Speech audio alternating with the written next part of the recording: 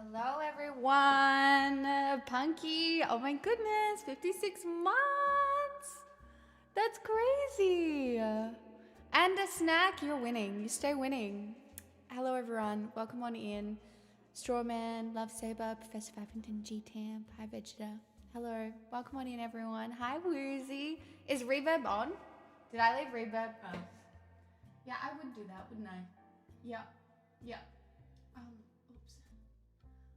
You know, it's okay. Sometimes I like to start the stream as your God, speaking from above, you know. I probably should have said something a little bit more profound. Oops. Oh well. We go again. It's fine. So, Tuesday, eh? Eh? You were looking over your shoulders. You're like, am I in a cave? I cannot remember being in a cave. Am I in a cave? A cave, perhaps? Hello, vertebrate. Welcome on in, everybody. I got my hair cut today. It was an experience, to say the least.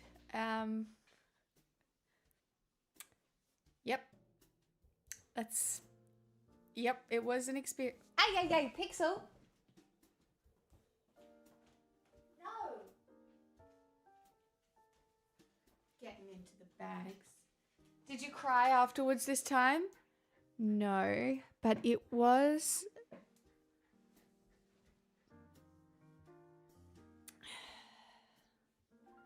It was neutral, but it was an experience, right? I decided not to get my full front fringe, right? Because I'm kind of liking this thing at the moment, you know? I'm honestly quite happy with the haircut. I do not think it's bad. Like, I just got the really dead ends sort of just cut off a little bit. But the whole thing, it was just kind of crazy. Like, brushes were dropped, combs were dropped, scissors were dropped. It was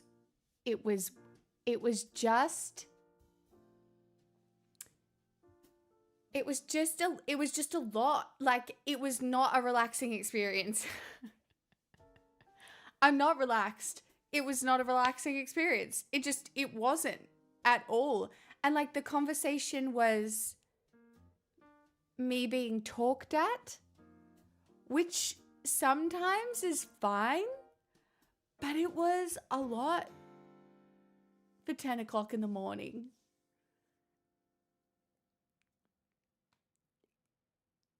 That's all. It was busy. It was, you know what? I'm cursed. You know how, like, we joke about in some ways I'm really lucky? Where my pressure valve for my luck exists is in my hairdressing experiences, I believe. Because truly. Anyway, anybody else have a bad haircut today, or anything happened today? You know, anything fun, weird, spicy? I'm glad my ears are attached too. That would have sucked a little.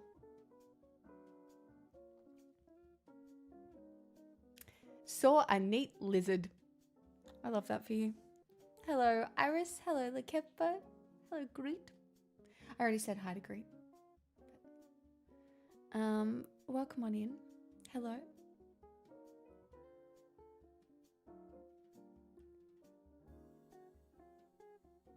Also, it's hot here today. It's like 30 degrees. So that was pleasant. I wanted to flex one of my tomatoes, but it's not doing great. So there's that going for me. No, why is your tomato not doing great? My tomato plant is dead. But I did manage to harvest one set of tomatoes off the plant before it died. It's my lipstick. No. It's better. Hi Sonoys. The highlight of my day was borderline heat stroke. How did you get borderline heat stroke? I'm glad you'll sleep though. Minus 14 for you. Hi Blue. Welcome on in.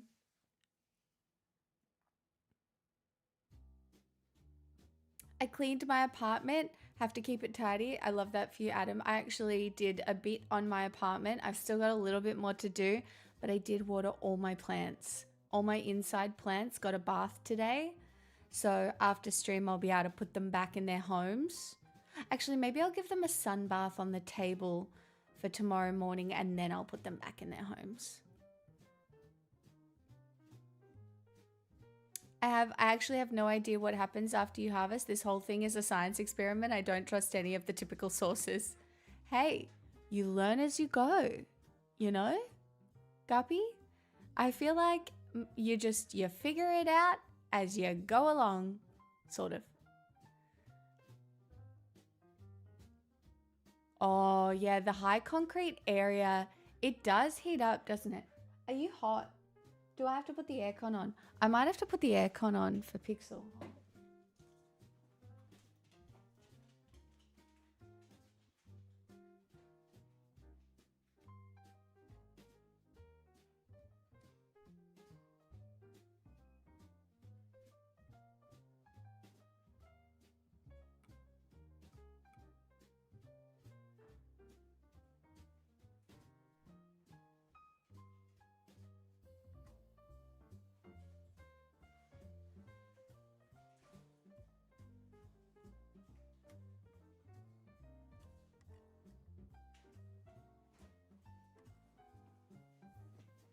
Oh, thanks, Adam. Are you new? Welcome. Hello, Kuba.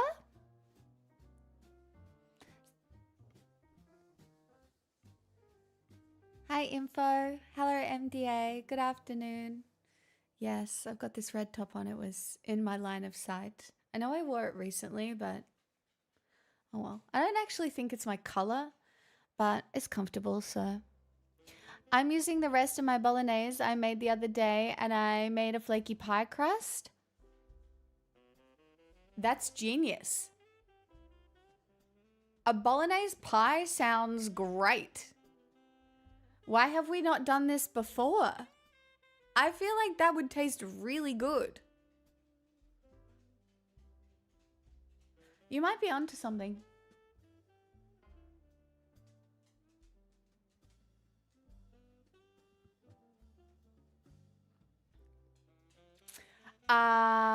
Yeah, Clunt's photos in Discord. Yeah, it's pretty scary when stuff like that happens. Hi, Dottie. Welcome on in. Yeah, it's pretty scary.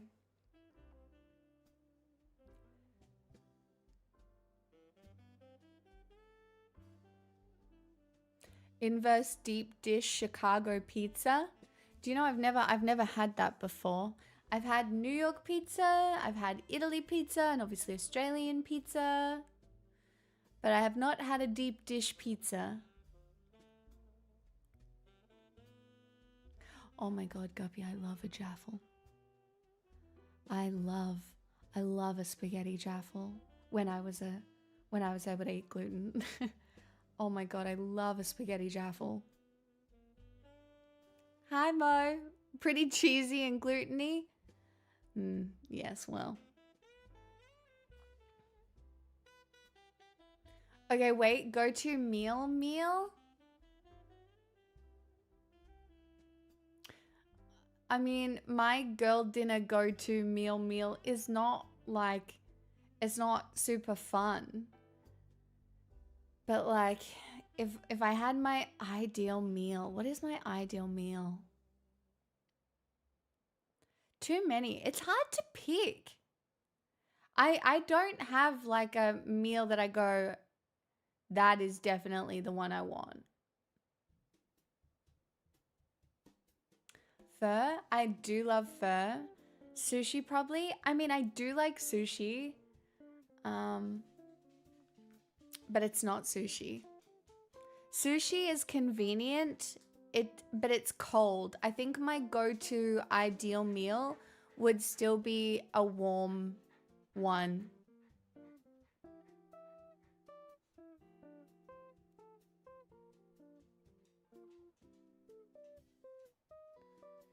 You know what? I really do like something with a prawn.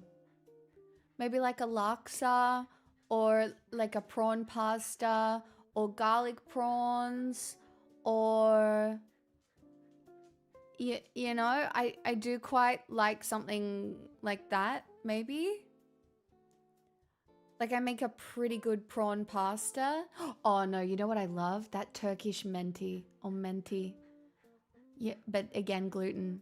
But it's like these little dumplings that you have, and then you have a Greek yogurt on them, and then this sauce, and oh gosh, so yum. Illuminated, you don't need to bring up. That was not good for me. What about that rice ball with the thin outer layer holding it together?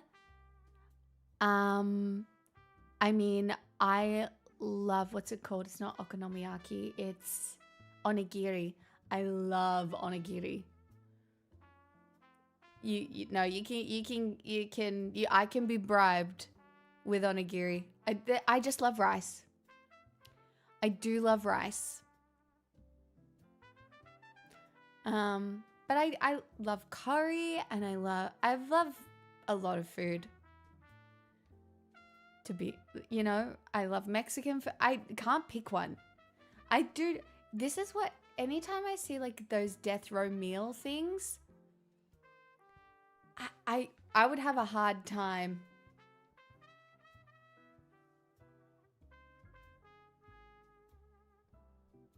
I would have a hard time.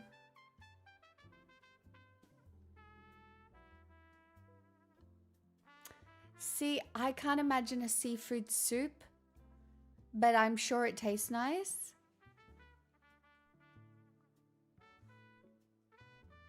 But yeah, I find it quite difficult to pick a favorite meal. Like I love a baked potato with sour cream and cheese. That's what I'm having for dinner tonight. But guys, last night I finished stream. Do you want to know what I had for dinner? Sardines and rice. Like, I'm not hot. I literally had sardines and rice.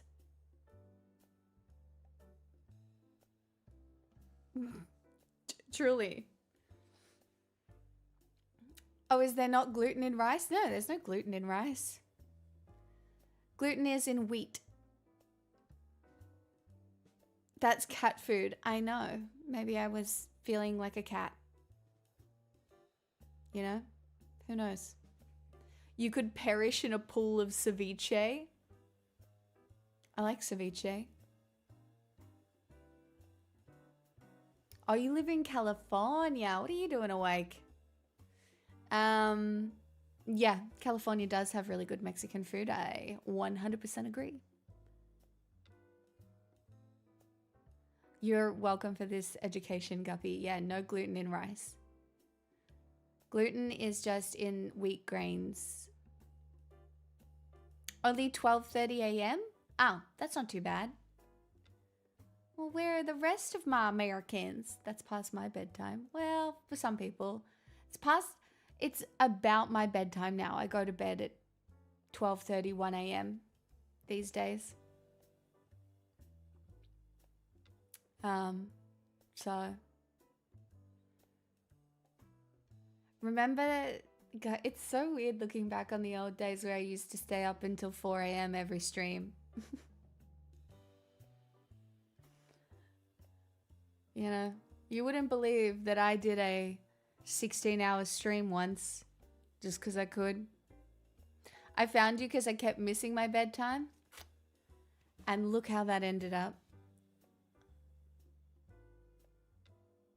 Okay, Scary, that's fun. I'm not calling you out. I'm a huge night owl. The reason I still stream at night rather than during the day is I like the conversation more. I've always said this, but I love the conversations that happen under the cover of darkness. I don't want to have brunch conversations. I want to have nighttime conversations. That's just the way it goes, Dottie, you know? That's just the way it goes. I like to slam doors closed. I don't know the rest of the word. I learned rice theory recently. Cultures that historically grew rice are collectivist, and cultures that historically grew wheat are individualist. That's so interesting.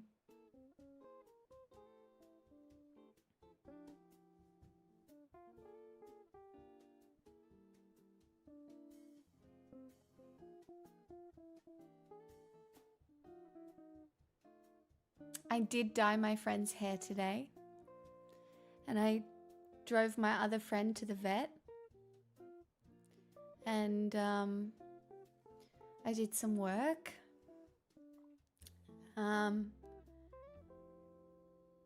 Took Pixel for a few walks, and I called my niece because it's her birthday today. And that was all kind of like my little life stuff, I suppose.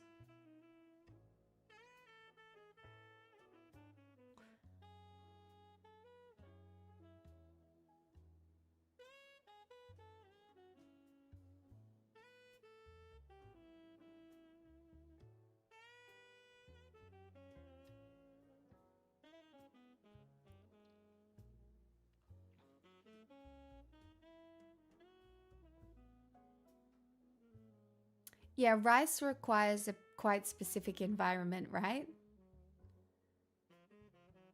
I love looking at rice fields. They're such a aesthetically beautiful thing to look at. They are, I don't know. They just look beautiful. Like the Balinese rice fields, stunning. You know?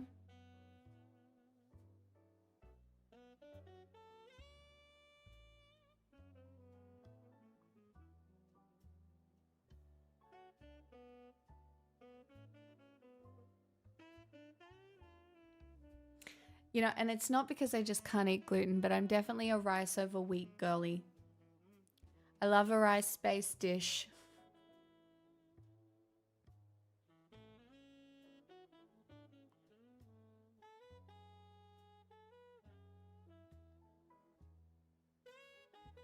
Ah, you're on the other coast, Vegeta.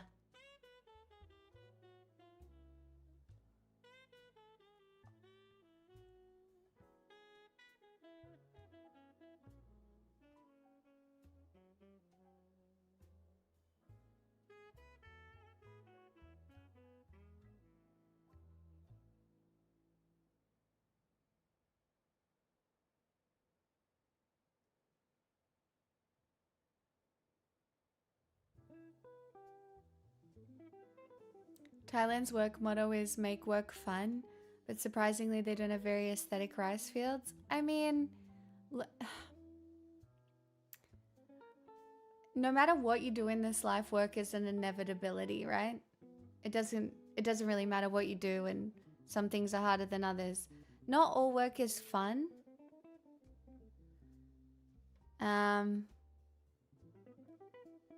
But if you have a certain attitude towards work, I suppose it can be fun.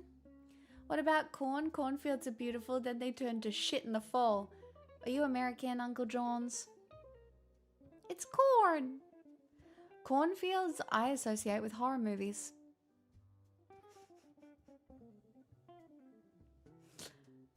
Truly though, or Interstellar.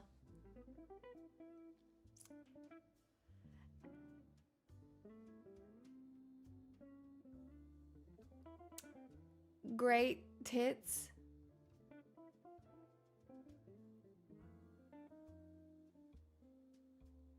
That's so interesting. Weren't you here last night? And that's what you want to say? That's what you want to say to me? Like, I do. Thank you. But you'll never see them.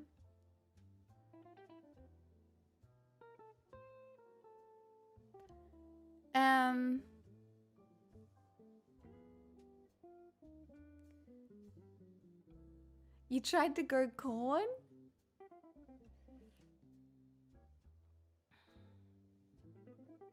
Probably, Miyuki. I think they're mad for being timed out. Sure. And they want to come back and objectify me? I think they have a humiliation kink. That's what that gives. Anytime someone comes in and is like that, I'm like,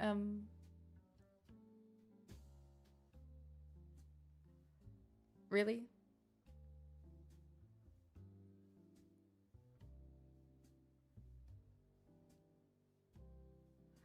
But you have a raven? I love ravens. Hi, Fermenta.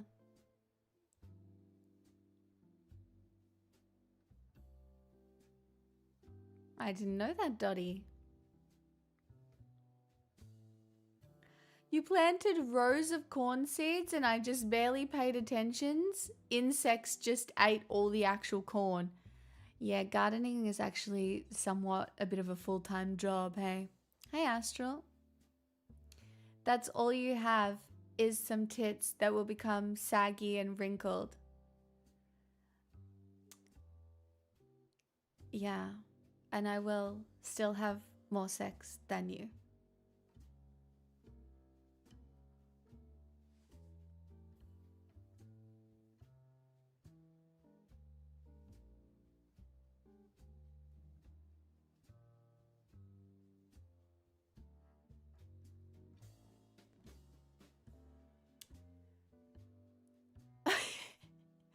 Breast cancer for you, bitch.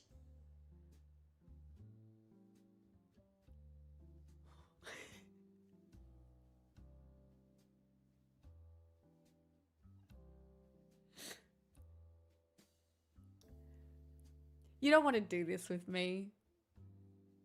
Playboy, you don't want to do this with me. You don't. I am too good at this. You don't want to do this. You've literally already had to resort to calling me a bitch.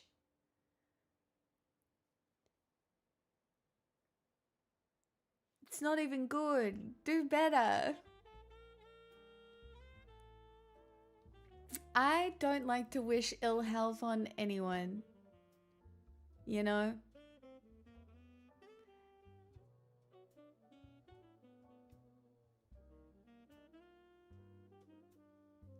Yeah, it's just, it's not a creative insult.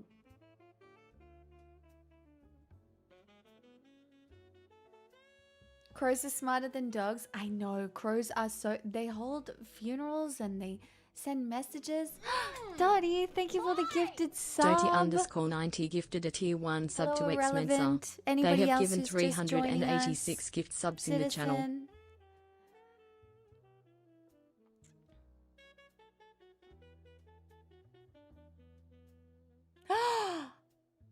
A treasure train? I never get these. Hi, Moshinima. A treasure train? Chat, does anybody want 35% off? I will do tarot readings for people who gift 10 subs. I'll pull you a tarot card and I'll give you a tarot reading for the next month of your life. I'll go get my tarot cards if we want to do it. If we want to do it for 10 gifted subs, I will draw you a tarot card and give you a tarot reading. And if it happens during level 4, it can be in Irish.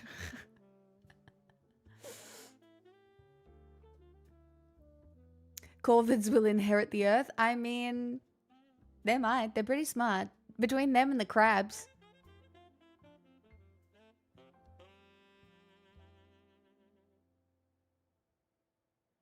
That's what I mean, Astral. Like, I never wish any like health issues on anyone like that. My favorite thing to wish on a troll is that I hope that the next time they find themselves, potentially one day when they've grown out of their trollish behavior, Astral. Astral Storm gifted a That's tier so 1 sub nice. to Thank you for citizen getting underscore gifting B. Citizen B. I will pay you $20 American to not give tarot card readings. Oh, but it's fun. Why you gotta hate?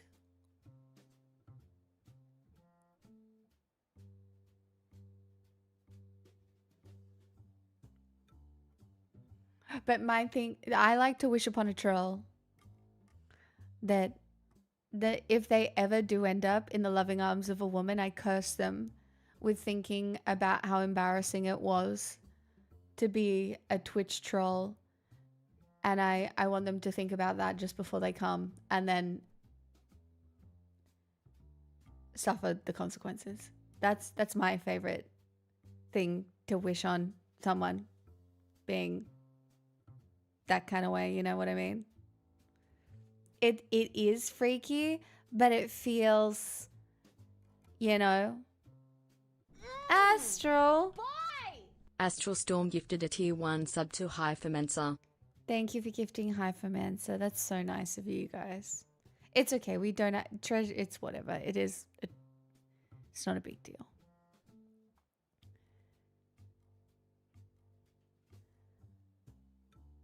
Yeah, I prefer to think of very different things when I can't. Yeah, well, that's the thing. That's why you curse them. You know? It's like my little bit of evil that I let out into the world when someone is mean to me on the internet. Hi, Daniel. Welcome, welcome.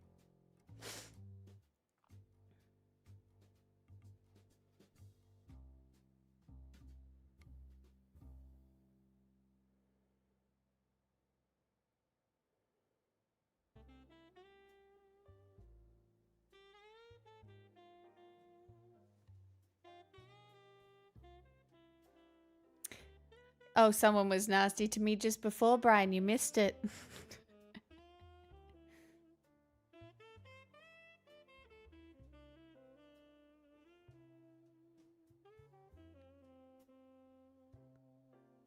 Guys, it's not a cult. You can't just tell everybody it's a cult when they first come in. You'll scare Callie! community, guys. Community. Keep it casual. Fuck. Not you.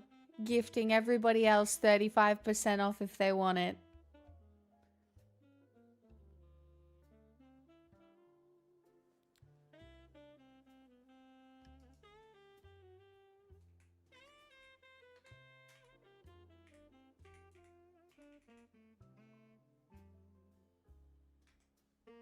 It's for being a socialist. But that's what I just did is for engaging in you did something for the benefit of all. Enjoy. It's also deserved. I've been here a long time.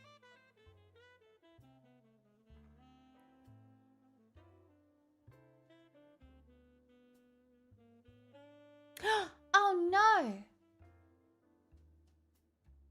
Guys, it's not a cult. You can't just tell everybody it's a cult when they first come in. You Dottie! Wait, guys. hold on, it didn't Community. work. Keep it casual. Chat. It didn't work. Guys, it's Hold not on. a cult. You can't just tell everybody it's a cult when they first come in. You'll scare And them off. It's a Detective community, Tato guys. too? Community. Uh-oh. Keep it casual. Oh no, thank you so much for the 10 gifted subs, both you. That's so Soon nice, and now we've hit 219 level gifted a 4, tier 1 sub to which is Saimuki. everybody's They have given favourite level. 248 That's gift so subs in the channel. great. I'm not British, Uncle Jorms. I'm Australian. Is it not obvious? That's so crazy. I'm not British. I'm currently Irish because we're on a level 4 hype train over on Twitch. So, you know, Babstep, thanks for the 100 bits. That's so nice. And soon, did you gift some Yuki as well? Hold on, and you're gifting Detective Tato. Soon And Babs said you've 219 gifted a tier 5 1 as sub well. to Detective Oh, Tato. that's so nice. They have you given guys. Stop it. 249 That's gift subs crazy. in the channel. Now, I was trying to do a thing, but it's just not Guys, happening. it's not a cult. It's You can't just tell everybody it's a how cult do when we they do? first come in. I You'll was scare trying them to off. do a thing Community, and guys. Community. it Keep didn't work. Keep it casual. Hold, everybody. I just gotta just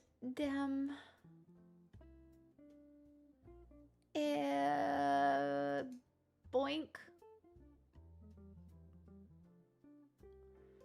boink.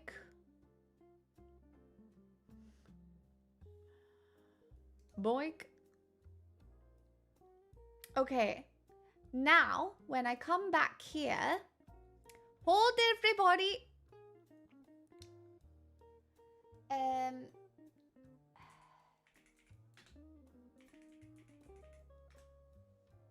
There. I fixed it. Yes.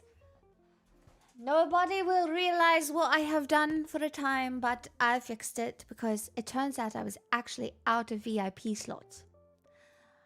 But now they're back. Soon 219 gifted a tier 1 sub to Soon. Confluenza. They Thank have given you, 250 and that is your gift subs in the channel. 250th sub to the channel. Can we get some free will? And we're hitting an edge. An Irish edge. Sorry, forgot about my accent there for a second. My bad, same shit. It's true, I am probably a convict, but that's fine. Soon, that's so lovely. Thank you so much. That's a cool number. Hi, Gray. Welcome. Anybody else who's just joining us, believe it or not, we have a treasure train and this never happened to me. And everybody's really enjoying the Irish that's happening. And you know, it's so on point for tonight because I am having potato for dinner. You can't just tell everybody it's a cult when they first come in. You'll scare them And off. Gray has saved everybody from that. That's right. Next up at level 6, you can have Southern. All right, I'll lean into it. Level 6, Southern. Level 8, Uwu. Guys, it's not a cult. Anon, thank you for the 5. That's You'll so scare 'em lovely. off. Thank Community, you. guys. Community. Keep it casual. Who's Noah 22 on Polymarket? I don't even know what that is. Excalibur, I'm gonna need an explanation. I'm gonna need an explanation. Soon, that's so nice. Thank you for Soon gifting. 219 gifted a tier people. 1 sub to Excalibur, Excalibur 1. deserves one. They have given 251 gift subs in the channel. Wait, I think an ad just started. Didn't ad just start? I hate that for me. God damn it. I should have clicked the pause button. Hopefully everyone's subbed. Lots of countries have a south. You know the accent I'm talking about, guys. I have 3 good accents. We've already hit the sub goal. I'll sing Reach later on tonight if we hit the goals. We've already hit 1. I'll get up and I'll dance. I'll do the dancey version of Reach for everyone. We haven't done that in a while. And honestly, I could use it. That's a bit much. You're a bit much. Yeah, take that. Yeah, that's wit. Have you ever seen wit that sharp before? No? Yeah. I wish I could do a transatlantic. S Club 7 is always on the cards when I'm around. True. Oh, Saimyuki, you're so lovely. Thank you for the 100 bits.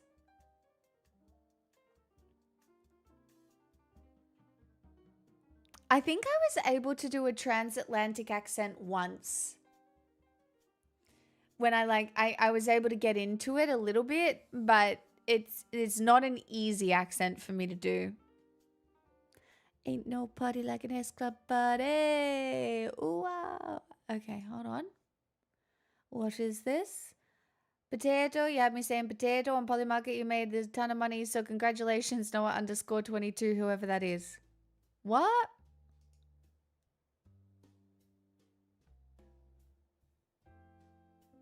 Oh, I wish it was fucking me. It was not. That is. Welcome back to the Grammys. Potato. If you had me saying potato on Polymarket, you just made a ton of money. So congratulations, Noah underscore 22, whoever that is. Oh, I see. He bet on himself. I see. I see. Oh my god, I should do that for my own stream.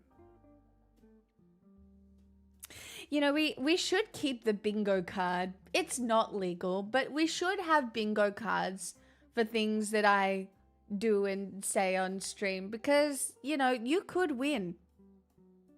I am that predictable. There are things that happen almost every stream. I know we did used to have them. In our current situation, it's legal enough. Yeah, guys, we're not arresting people who might have literally eaten babies. So you probably don't need to feel bad for that one time you were awkward in a social situation. You know what I mean? Yeah.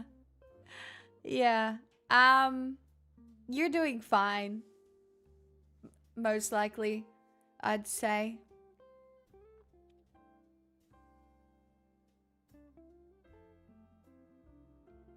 There's been a significant decrease in sneezes, though. I actually really did manage to get my allergies under control. To some people's dismay, obviously. Oh, Guppy, but it's the whole world, chat. Thank you for the level 4 treasure train. That is really fun. That was fun. I never get those. How cool.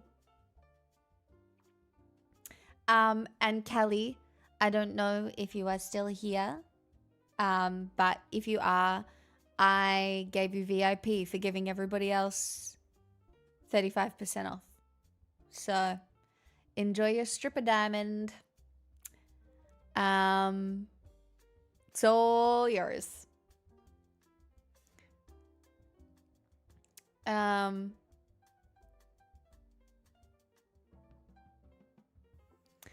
Oh, hi, Fermenza. I am currently doing that with my current phone, and I've been deleting videos, and I hate it because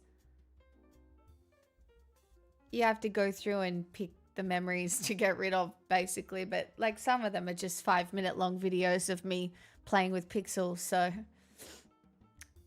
I do have a lot of them. And I know one day I'll probably want them all, but yeah. You don't save them on other SSDs?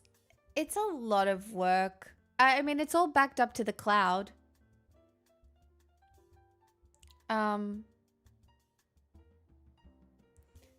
It's all backed up to the cloud, but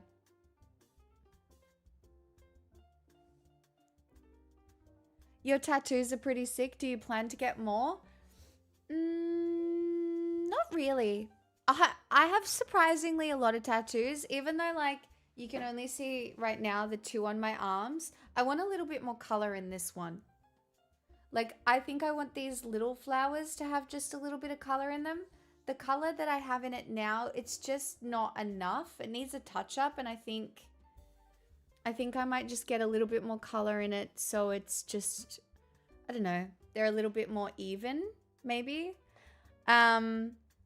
But I actually have like my leg done and my back. So I'm pretty good. I tell you what, I'm saving the open areas on my body. If I'm ever in chronic pain again, well, I'm going to need space for tattoos, right? If my pain condition comes back, which there is a likelihood that that could happen. You know, I got to keep that space open.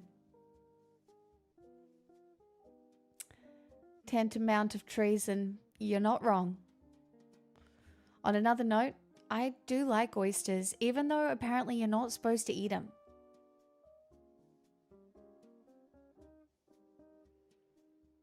You managed to fix a 2007 measuring computer? What? Well, they are bottom feeders. Yeah, I know. Well, they're good for iodine, but apparently they clean out the rest of the ocean and you're not supposed to eat them. Do that? Sleeves are not cool? I mean, this is kind of a sleeve. It's not a full sleeve, but it's kind of a sleeve, you know. I don't know. I really like my tattoos the way they are now, I guess. I'm happy with them. This one specifically just needs a little more. I love the way it wraps. This one's kind of a little blown out. It's a little different to this one. I feel like the work on this one is better than the work on my forearm. Like my forearm is darker a little bit. So I might at some point when I have spare money and we're not in a recession, which is definitely going to happen, figure it out. But not today. Today, it's not like that at the moment for me.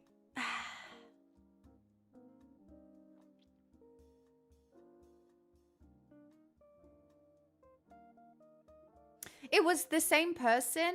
I think it was just a different needle, actually. So I'm not sure. Do you know the tattoo on my leg, though, hasn't aged at all? It's as perfect as the day I got it. Because it never sees the sun. And I don't think this part of my body moves all that much. Lol. And it is still just as perfect as the day I got it done. It's crazy. Yeah. It's so good.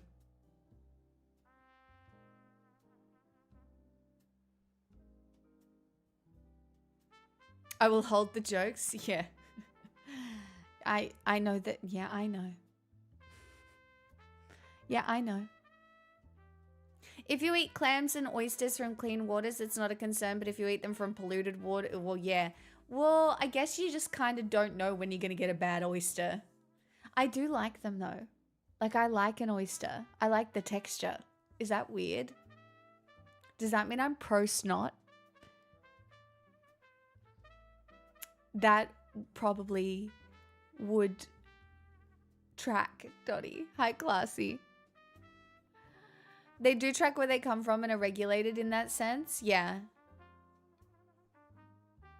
Wait, Pixel, you go outside? Of course, I touch grass a lot, at least a few times a day with my dog.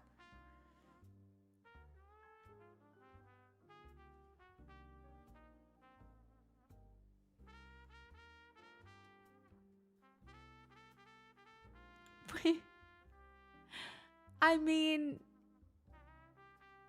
Guppy, lots of things are technically alive. Plants are technically alive.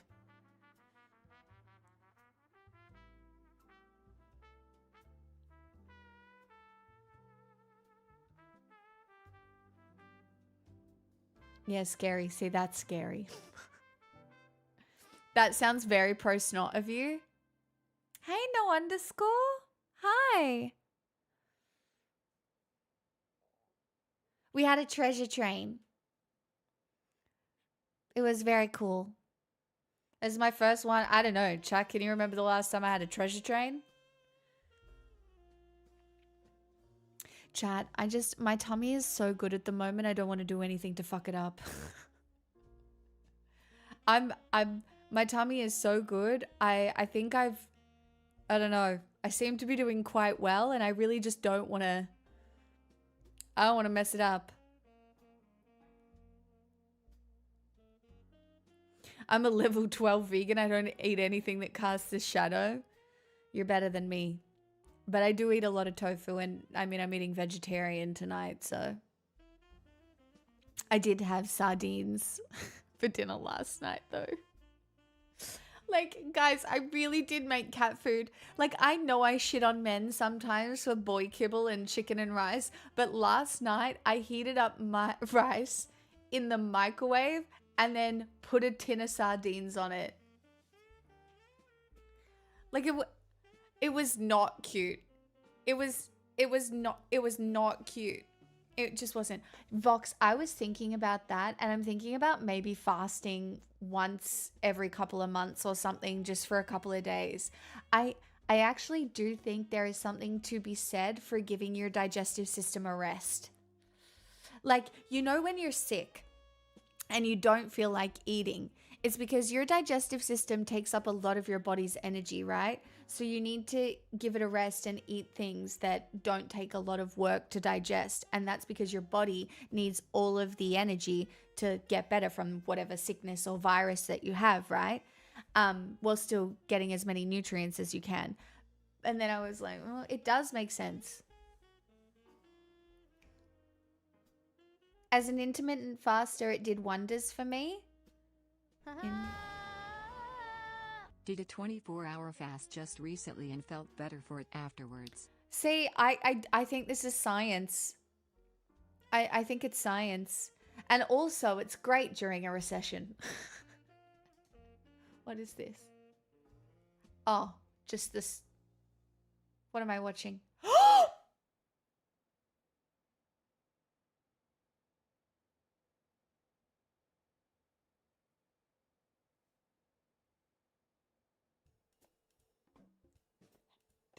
Dottie!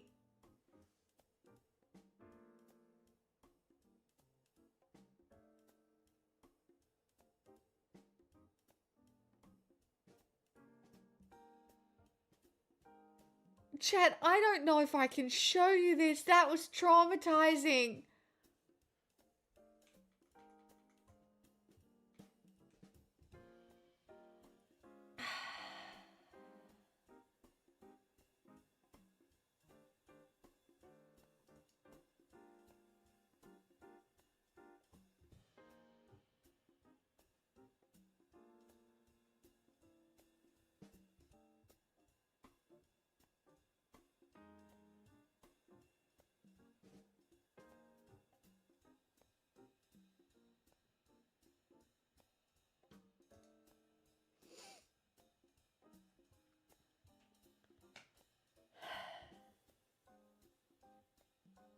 If I had to deal with that, I'm sorry, you all had to deal with it too.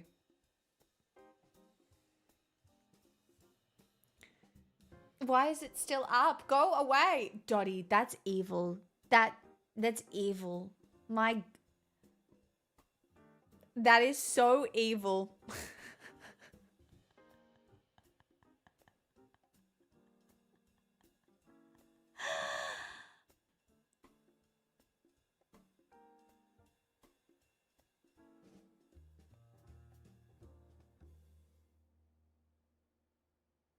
God, that was a lot. That's hot if you find the person attractive in a way that you might be stalking them.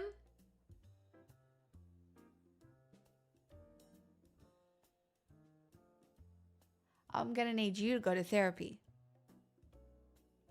Also, hi Vox. Not on 71 months, by the way. Thank you very much.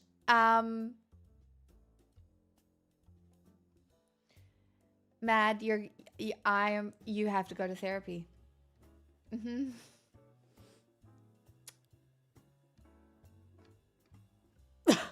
I feel ill. That has made me feel physically ill.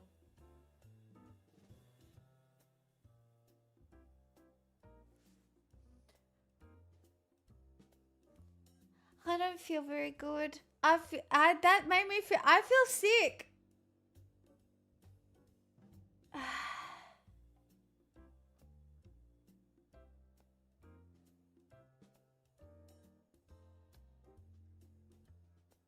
No, I'm not clicking any more links. I've been burnt.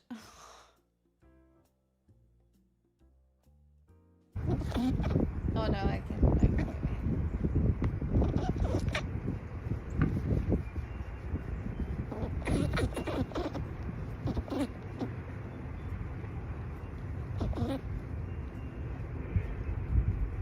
That's big cute.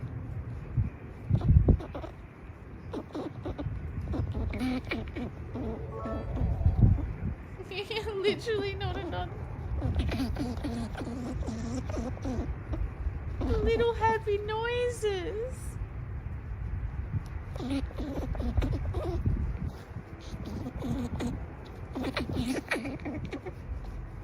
Oh.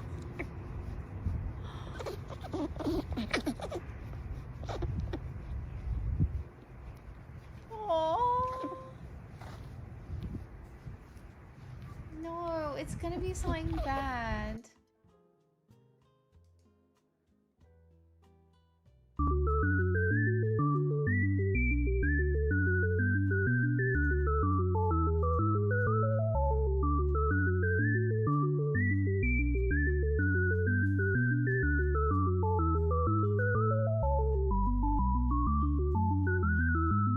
Dottie, I don't remember giving you this video of me, but I'm glad you kept it.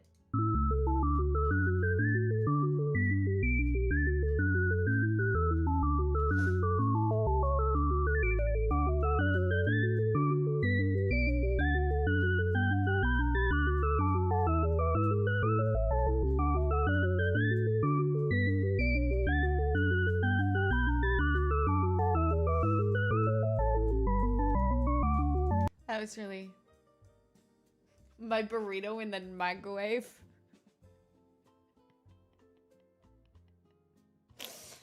Oh, lordy. I still feel sick. Like I had a physical, visceral reaction to the snot thing. Why do we have to do that? Who brought up oysters? They're banned.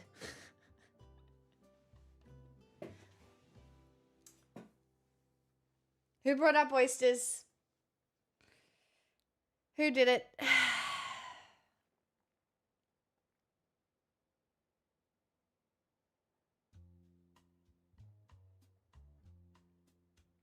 Guys, stop talking about a burrito this way. Punky just had one. Stop saying that the burritos are erect. It's Tuesday, okay? We should try and steer clear of innuendo.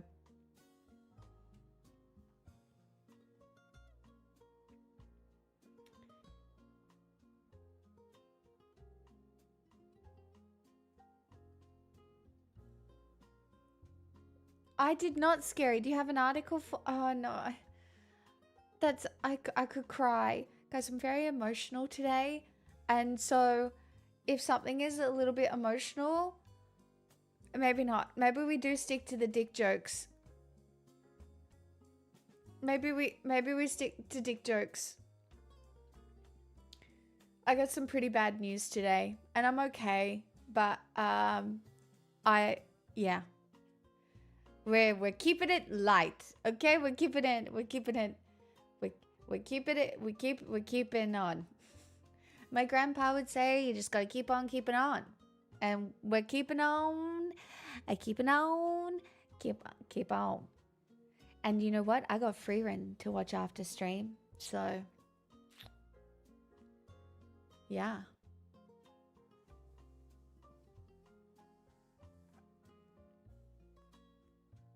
That won't make you cry at all? No, but Freerin is for catharsis.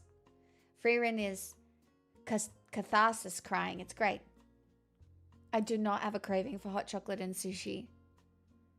I'm having a baked potato for dinner. I'm going to put it in the oven at 9 o'clock. And then I'm going to finish stream at like 10:30. And it's going to be a perfect potato.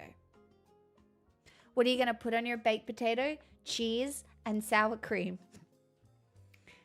I do not have any vegetables in the house at the moment, and who needs them? Actually, I might have a carrot. I have a carrot, so maybe I'll also eat a carrot. I know, I'm kind of crazy like that. And then that's some nutrients, so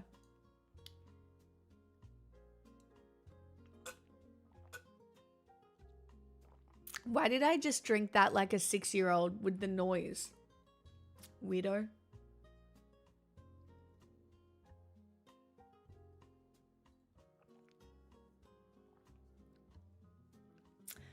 Guys, Trump is deeply connected to the Epstein files, as are they all. It's so obvious. Why are we not arresting these people? It's so obvious. I don't know what to tell you. It's right there. It's right there. It is undeniable.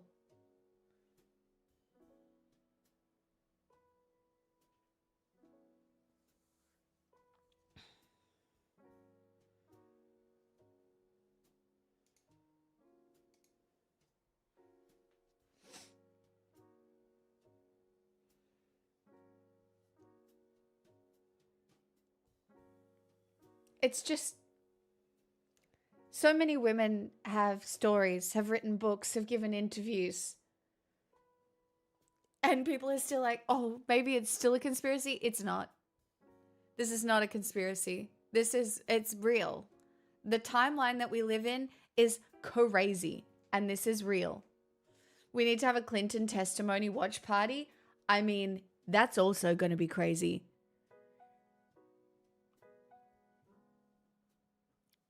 Truly.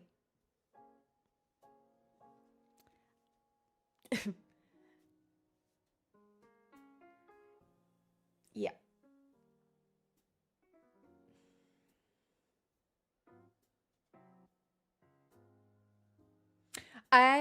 What is interesting is the Pizzagate thing. So many references to pizza.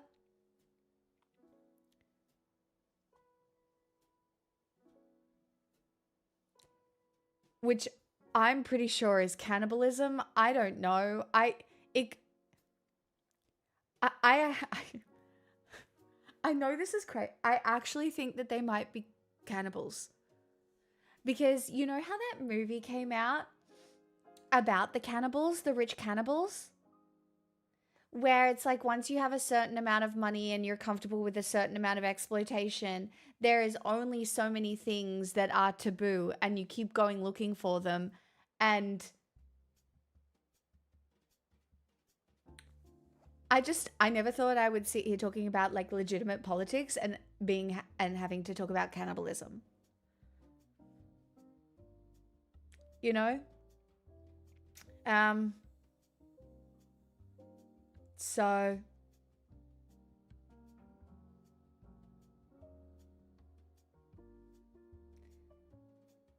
yeah.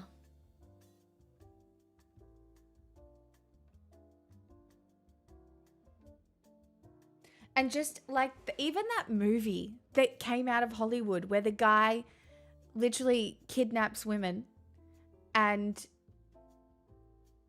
chops off parts of them to cook for rich people.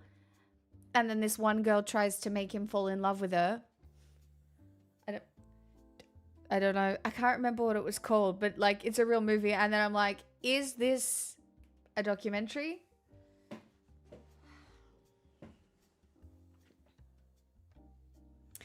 Shanio, the economic instability in the US is planned to an extent and will only continue.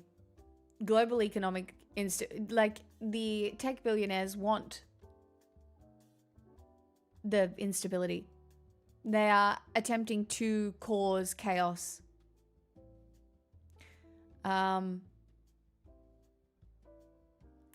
You know, even Trump's tariffs are responsible for economic instability. There's so many reasons.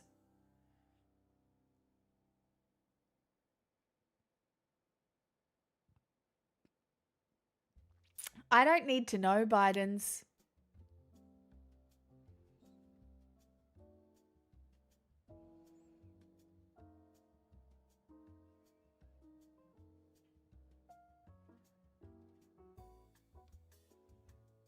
You're allowed to have a tinfoil hat moment. Guppy, it's not even that. Nothing is really that tinfoil these days. I don't know what to tell you.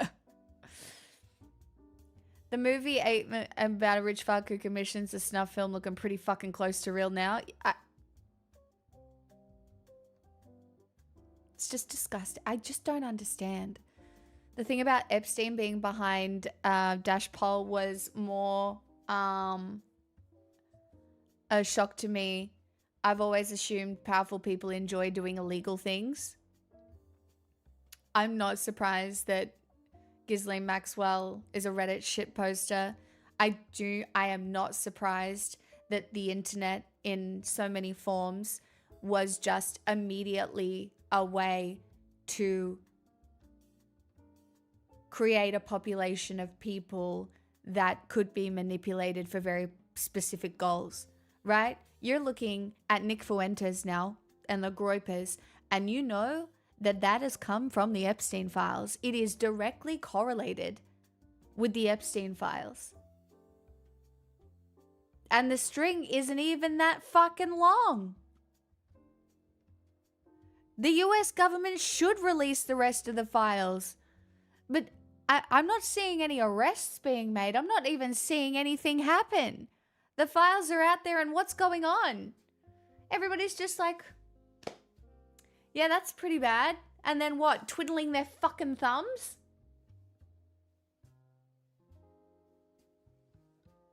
Like, there is a direct link between Gamergate and Epstein. Hatred of women. There is a direct link between Epstein, 4chan, Gamergate, hating women, and creating a generation of young men who will happily become fucking ICE agents. And that's not even a conspiracy at this point. It's literally right there.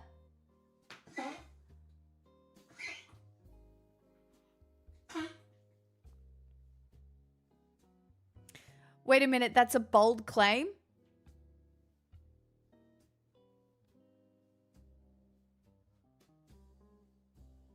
Really? Do we think it's a bold claim? We can interrogate it if you want. The Gamergate Epstein thing? Guppy, hold on. Did I save this video for you guys? I don't know if I did. Fuck, I didn't. Fuck.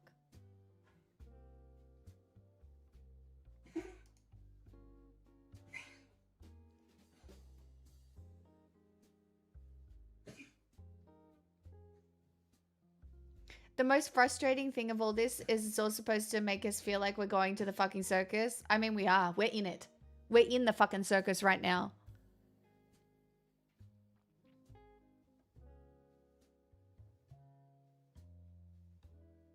Still, the most another interesting one for me has been Matt Groening, his connection to Epstein. The predictions that are in the Simpsons that everyone's like, that's so crazy. How does the Simpsons predict this? When the Simpsons was just telling on them and what they intended to do.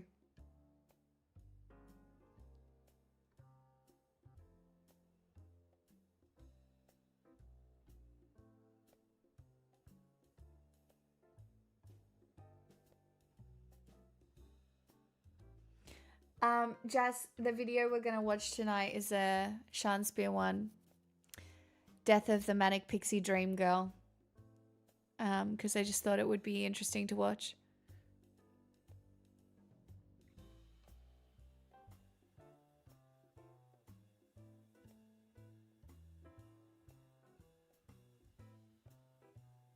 But like, I wish we could get these young men who have been manipulated by literal pedophiles. Crazy that that's a sentence. To realize that that is what has happened.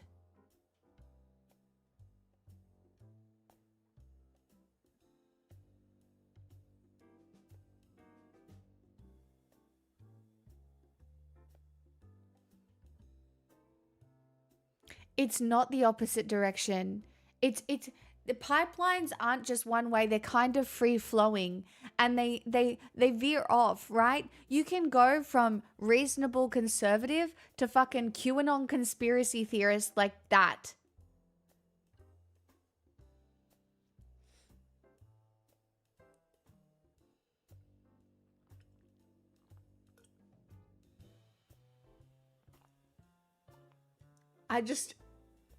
We certainly live in interesting times, my friends, and there's only going to be more that comes out. There's only going to be more of it, so...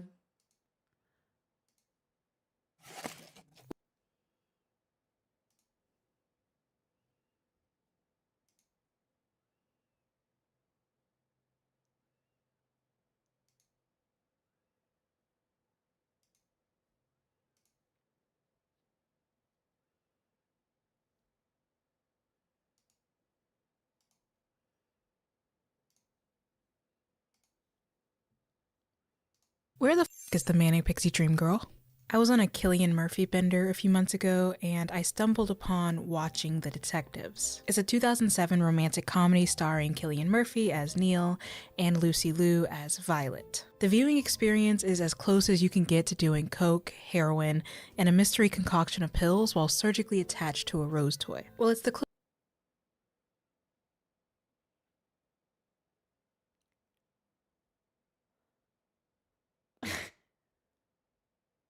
That is a visual. I have not seen the movie. close as I can get. I don't know what you do in your free time. Just listen to this 2020 Letterboxd review by Devin. I agree with the moral of the story. Film boys not only deserve to be psychologically tortured, but secretly Boys only want love if it's torture. Don't say I didn't warn ya. Boys only want love if it's sorry. want it. For 93 feverish minutes, Violet executes atrocities against Neil, previously only carried out by the United States government. And maybe the boy! Hollywood doesn't make movies like Watching the Detectives anymore. The chaos, the yearning, the Cillian Murphy crying while playing baseball. The industry is also in a shortage of Violets. Though the press tour for Watching the Detectives exclusively referred to Violet as a femme fatale, hindsight likens her more to Ramona Flowers than Kitty Collins. She's a quintessential manic pixie dream girl. Another Letterboxd review of the movie states, if someone told me the main characters were written by John Green, I would believe them. Manic pixie dream girls and femme fatales do have a lot in common. See the stage notes for more. The main difference is time. Watching the Detectives. When you guys think of Manic Pixie Dream Girl, who is the first who is the person that comes to your mind?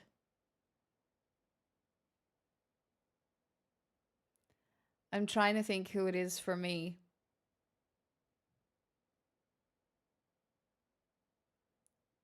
Like Zooey Deschanel, Summer from 500 Days. No one, I'm not sure what it is. I'm sure you're about to find out. Audrey or Natalie?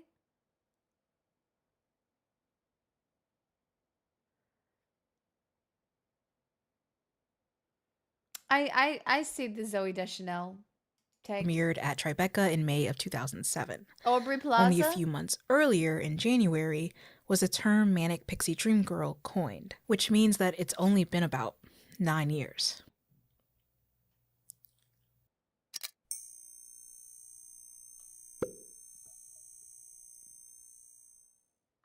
This video is not sponsored. Brands, all my homies hate brands.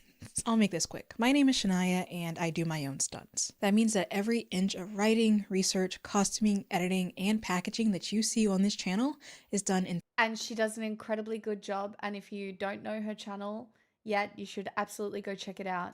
Entirely by me.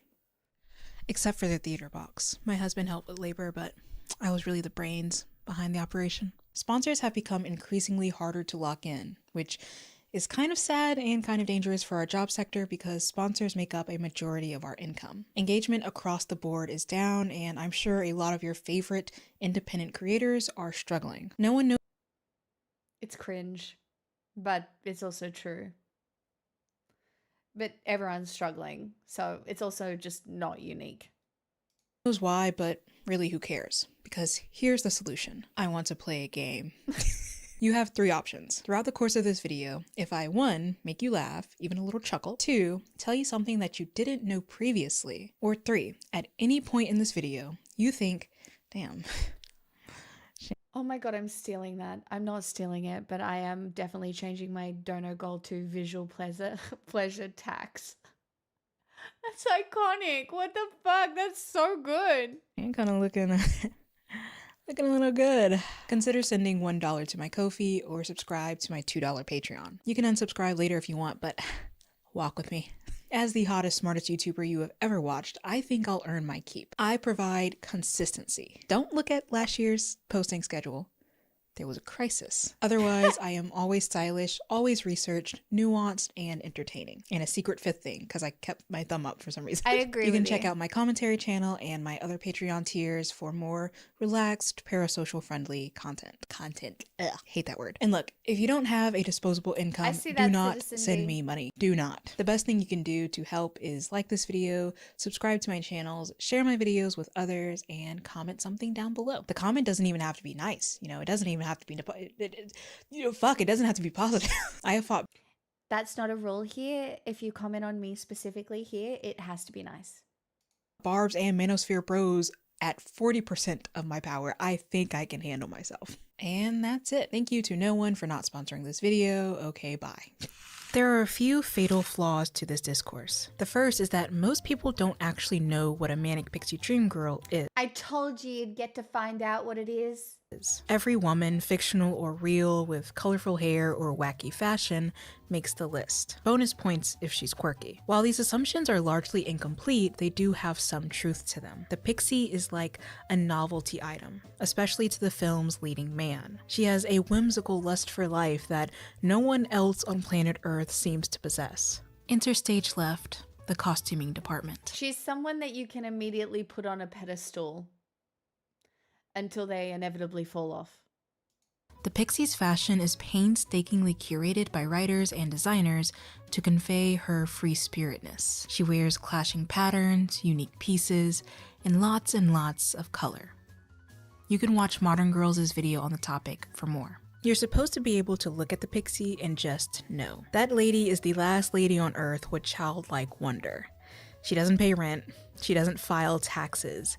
She's just a girl, just a fantasy woman who sweeps in like a glittery breeze.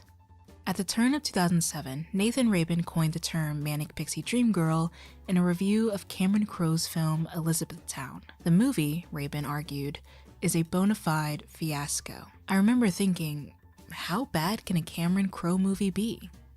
He was then shot 87 times. Like all Pixie narratives, Elizabethtown is a deeply disturbed movie filled with deeply unserious characters. Drew is a shoe designer whose project single-handedly tanks the company he works for. He becomes a pariah. I don't want to pay rent or tax either, and I do both those things. I am happy to pay tax in some semblance, but I wish I was paying a proportional amount of tax to the billionaires. Do you know what I mean? That's what I wish. For me, personally. Even getting dumped by the baddest bitch this side of Iowa. In the aftermath, he conspires to take his own life, but his plan for doing so is absurd. He empties his apartment of mostly everything save for 2 items, a batch of knives and an exercise machine. These are the ingredients of his homemade, John Kramer-style, wholly inefficient stabbing machine. But just when he's about to use it, his sister calls, informing him of his dad's death. And that's what kickstarts the plot. Who cares? I don't. On the way home to Kentucky, Drew meets Claire, played by Kirsten Dunst. Now, Claire is a flight attendant on the 2nd plane headed straight to the tower of Nathan Rabin's sanity. He writes,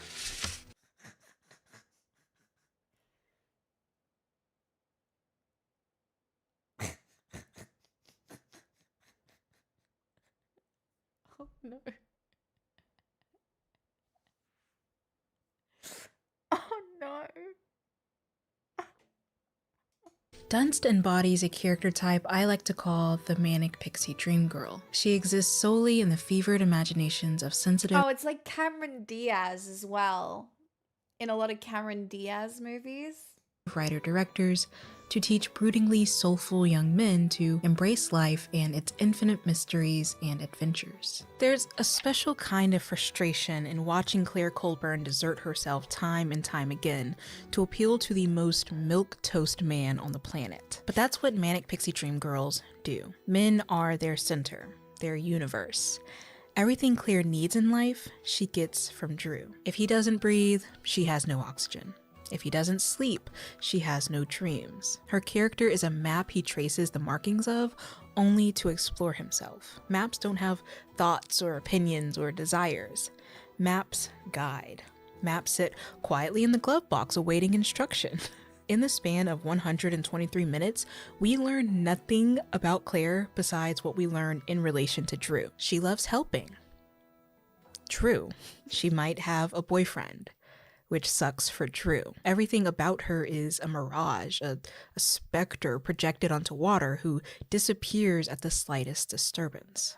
The manic pixie dream girl is a particular male fantasy of being saved from depression and ennui by a fantasy woman who sweeps in like a glittery breeze to save you from yourself, then disappears once her work is done. Put that on my gravestone when I eventually retire from the internet, I suppose. You know?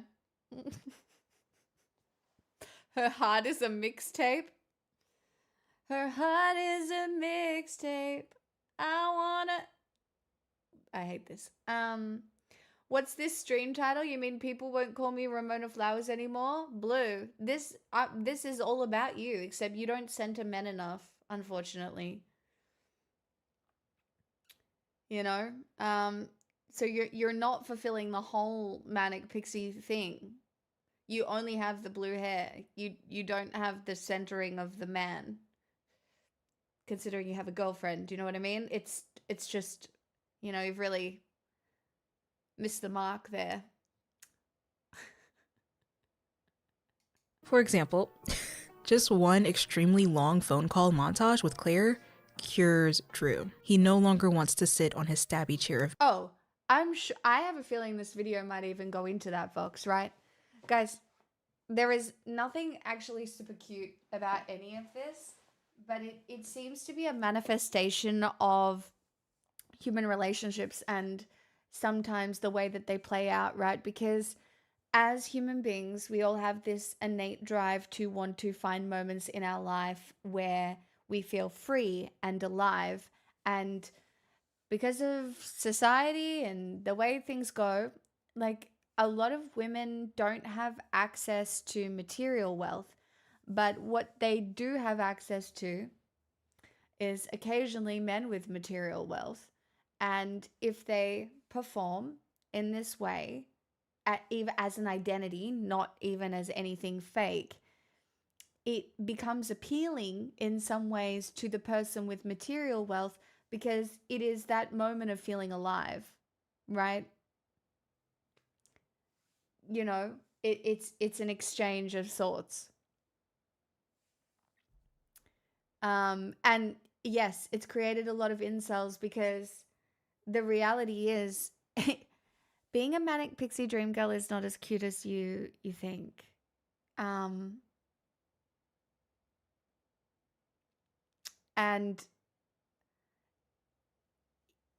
it's just not in a lot of ways. Yeah, the fantasy is better than the reality. doom. Claire is so good at her job, in fact, that by fixing Drew, she inadvertently gives him the tools to fix everything around him, including the huge plot conflict that started before she was introduced. That's a lot of power and influence for one person to hold, and yet the pixie is still rendered. No, it's not to destroy whimsy, right? It's not to destroy whimsy. It's that people need to realize that there has to be some sort of balance. Useless by the narrative. There are moments where the dream girl seems to have a self-led desire or a trait that, God forbid, transforms her into a real person rather than a prop. But I think this is the other thing. Like, if you can only see people as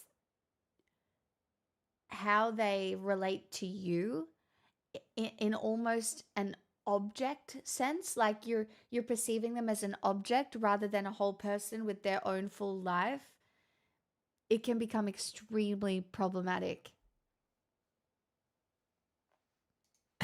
listen, and we have to be quiet because if we're too loud, we might alert the men about our autonomy. And then they'll beat it out of us via cringe and humiliation. Claire is so undeveloped as a character that she could be anyone. She could be ripped from the fabric of the movie entirely and replaced with a light pole, and the movie would go on unaffected. You're not watching two people experience life and fall in love with each other. You're watching a man have a delusionationship with a mannequin and calling it romance. If I watched Elizabethtown on a dull January day in 2007, I too would invent new language to hate on it more efficiently. 1, 2. Oh my god, the humor in this video is so... Wow. I'm not funny. Women are funny. I am not. I have moments, but I am not funny like this woman is funny. My goodness. 3, 4.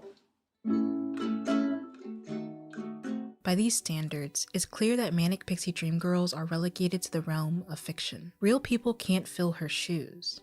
Real people have interiority, thoughts, goals, ambitions, everything that pixies lack. Flesh and blood women are inevitably more complex and substantial than the superficial waifs of our collective pop culture fantasies. As if Elizabethtown wasn't... No, we're not. Women complex? Guys. Come on. We all know that that's not true. The men have told us. torture enough, I read and watched a handful of other manic pixie media for this video. It was simultaneously boring and rage-inducing, like I was being sedated and force-fed uppers all at once. I read 2 John Green books because, whether he agrees with this or not, he has become the quintessential pixie peddler. I also watched a few films that were classically aligned with the archetype. All of these things share commonalities, which I use to build a framework for the typical pixie narrative. Jennifer Gauck argues that the enduring voice of the pixie narrative is that of a man. He's usually from the suburbs and definitively white, cis, straight, and middle to upper class. Everything we learn about the pixie is filtered through this man. These narratives also tend to have a formulaic plot. It starts with our introduction to the sad, pathetic life of a sad, pathetic man somewhere in America. And then, the pixie appears suddenly in his life, sprinkling wisdom, beauty, and whimsicality as she comes. This definitely is connected to a huge rise in incels for sure. Because what do you mean? You grow up watching all these movies, right? And you're like, oh, I'm depressed, but it's okay because one day a whimsical woman is just going to appear in my life and fix it for me.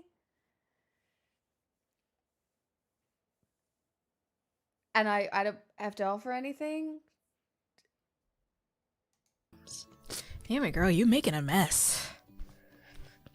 A relationship buds between them, especially during a whirlwind adventure. Bonus points if it's a road trip or some other kind of impractical excursion involving a car, larceny, or kidnapping. Instead of spending 20 years behind bars for these actions, the couple usually gets away with it, but their relationship reaches a roadblock. They have an argument, there's a revelation of secret. They were so common among like the romantic comedies of the funny guy who gets a really hot girl as well. Like media it's also why I love consuming media. Not that I think I'm any sort of genius in the way I consume it. I'm just not. But I love consuming it because it is a depiction of the time and the conversation and the propaganda of the time. The pixie might even share her tragic backstory. And then, nothing. She disappears, and the leading man is left to contemplate his life. It's usually around this time that he heeds the ancient pixie wisdom and applies it to his problems, thereby fixing his own life. In Paper Towns, for instance, the disappearance and suspected suicide of Margot Roth Spiegelman equips the dorky Quentin with the ability to restore order in his high school. Toward the It absolutely overlaps with anime.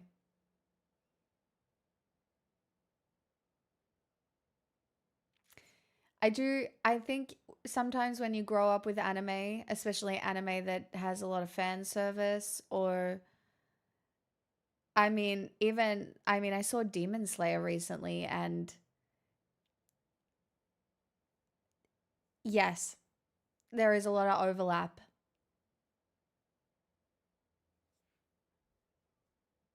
the end of the narrative, the pixie usually returns. That is, if she isn't dead. There's a brief resolution between the couple. They might kiss and make up, maybe even declare their love. But in the end, the pixie decides that there's some other town in America that she must go fix, preferably with a loser man in it. And so she leaves, never to be seen again. I should probably disappear. I still need a new life. We as viewers must then endure a prolonged inner monologue from the leading man about the intricacies and philosophies of life and death and yada yada yada. Oh my god, who cares? I don't really, fan service kind of bothers me as well. Like, even in some ways, Freerin is so different to me. But even in some ways, Freerin is depicted as a little bit manic pixie as well, just in, the way she sleeps in, and she's a little bit like, she has those humph moments, and she's a little more well-rounded. She's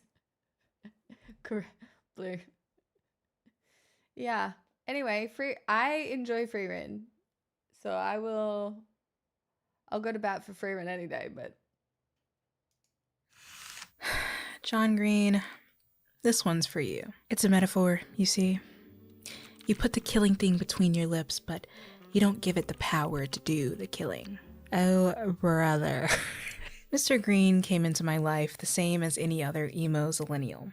When I was 14, wearing prescriptionless glasses and using Tumblr to reblog Pizza Heart graphics and aesthetic pictures of disembodied studded shorts. Take me back. I borrowed The Fault in Our... Truly, but I was playing Neopets and eating disorder posting on LiveJournal.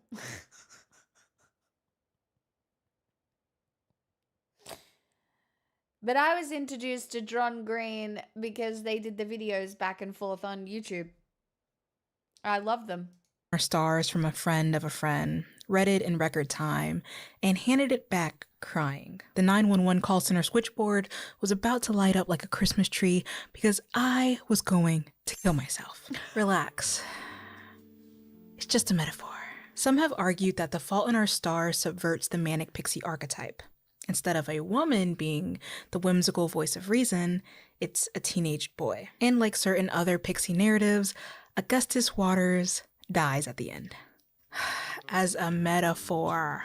If Foss, that's what I'm calling Fault in Our Stars, by the way, if Foss truly is a gendered flipped answer to the pixie, then it would be what Jennifer Guck calls an interventionist text. These are bodies of work that attempt to, quote, intervene, play with, or challenge, end quote, the pixie trope. And they're quite popular nowadays. Guck argues that the pixie archetype no longer exists in its pure form.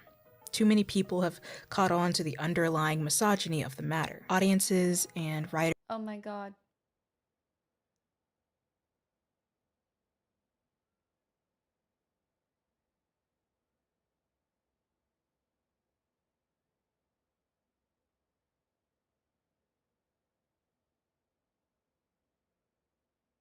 I just had a realization, but I don't know if it's dumb.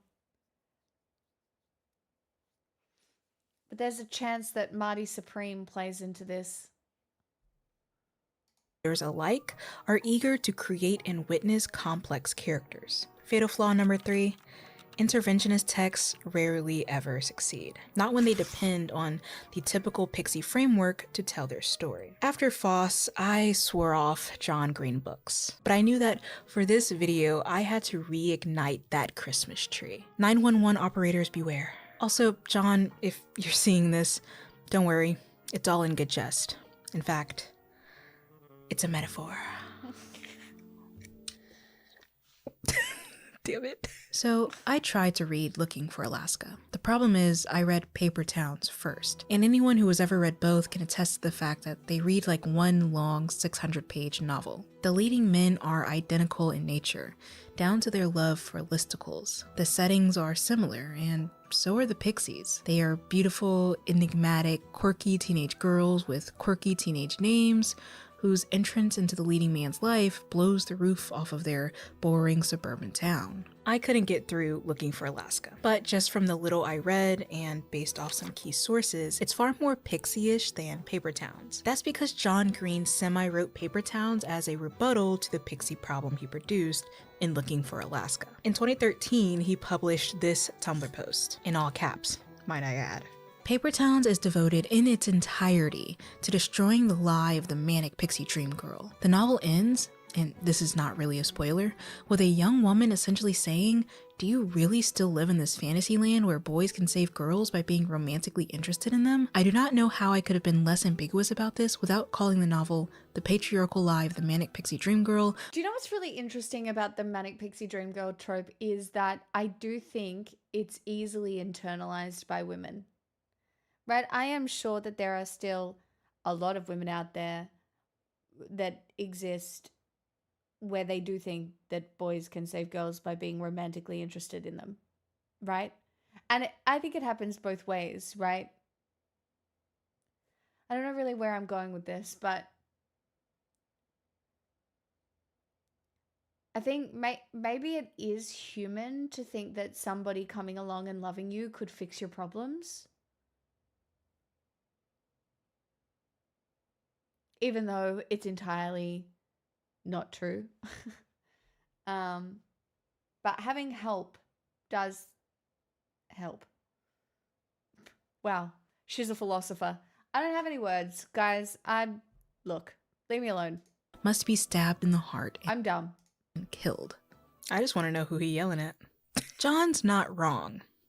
How can he be? He wrote the book. He gets at least 85% say in what it's about. At times, Paper Towns comes across heavy-handed in its pursuit to teach us that people are people, not plot devices. But that doesn't mean the novel succeeds in creating a substantially developed woman character. Telling us that the woman in your novel is a person is not the same as making her a person. In fact, Margot Roth Spiegelman still features the emptiness of the manic pixie archetype. She acts as a vehicle for Quentin to learn how to let loose and have empathy for other people, especially people he finds attractive. While the novel is markedly different from other pixie narratives, like Elizabethtown, for instance, the difference, quote, is not enough to fully subvert the MPDG 100% trope, blue. Mina Ree argues. If anything, it only affirms the male character's agency and humanity at the expense of the females, as her humanity becomes contingent on the male's recognition of her. Like most pixie narratives, Paper Town rarely lingers on who Margot is as a person. We're just told that we should consider— You know, that still very much is a thing. It is very hard sometimes as a woman to not even realize that your approval or your need for approval from men plays into a significant amount of your decision making. And until you sit with and interrogate that, even there are little things that you will never get rid of just because of how it is. And I don't think it happens to men in the same way. Right? I'm sure men do things for the approval of women, but because the power dynamic is what it is, it doesn't quite exist in your psyche in the exact same way. So, you know, women being appealing to men for a part of history was a survival instinct tactic. only option, right? So it becomes this very internalized thing. And then as it plays out through history, you see different depictions of what that means.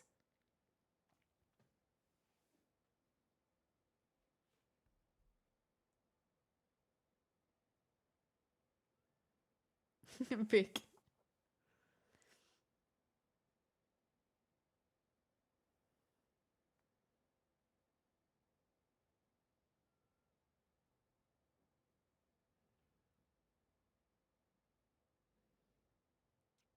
Can someone explain why she's holding cigs like that? I think it has to do with smoking as a manic pixie dream girl trait, maybe. I haven't read the books, so I don't know. I only saw the movie The Fault in the Stars, The Fault in My Stars. What's it called? I forget. Her as human.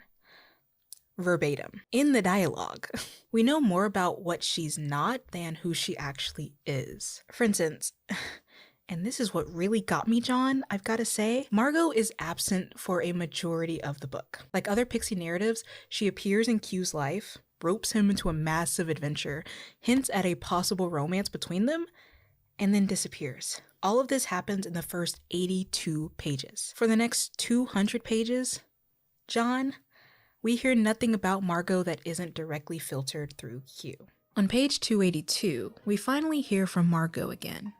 Her first words are, "Give me like 5 minutes," after which she collapses into silence once more. Q watches her, like he has always watched her, like every pixie is watched from afar.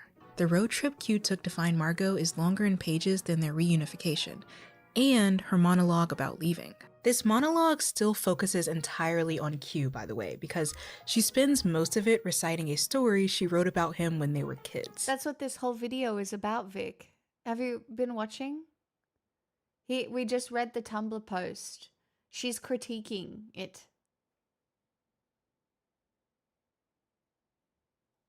We learn nothing really about who she is outside of his orbit. Nothing in her own words. We're told that we should care about this stuff, but how can we when we don't know what that stuff is? Paper Town? She's still saying, even though this book was a rebuttal to Manic Pixie Dream Girl, that the version of the Manic Pixie Dream Girl is still not a fully fleshed out character. No, Vic, I love it. That's great. Still not a fully fleshed out portrayal of a woman, of a complex woman, if that makes sense. Is 305 pages long. The first 82 pages barely count when it comes to developing Margot's character because Q is still viewing her with rose-colored glasses. Since she's gone for 200 pages, that leaves just 23 where we get a measured contention with Margot the person rather than Margot the idea. And then nothing. It's impossible to determine the kind of life Margot lives once the books end. Quentin's future is alluded to. He'll go to college and maybe have kids. But when he asks Margot about her future, she practically shrugs. We know she'll go to New York, but more importantly, we know that she wants him to come with her. When he turns her down, they make shaky plans to see each other again someday. Her existence is flattened, one final time, into the space between his bones. When Q realizes she won't come back home with him, and that he won't go to New York with her, Margot gets erased from the narrative, disposed of, like all other pixies. The Manic Pixie Dream Girl does not exist outside the troubled man's fantasy. She exists only as long as he desires. Oh, and Margot?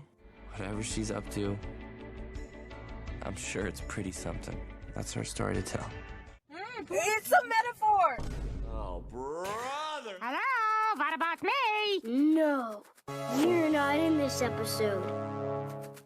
The reason interventionist texts often fail is because it's impossible to write about the pixie without fortifying our fantasy of her. The key phrase in that sentence is "write about." Interventionist texts are almost always written from the perspective of someone else, someone who is watching the pixie, which in turn reinforces the archetype. While first-person narratives can also face this problem, I would argue that a solution to this problem is to put the pixie in the driving seat.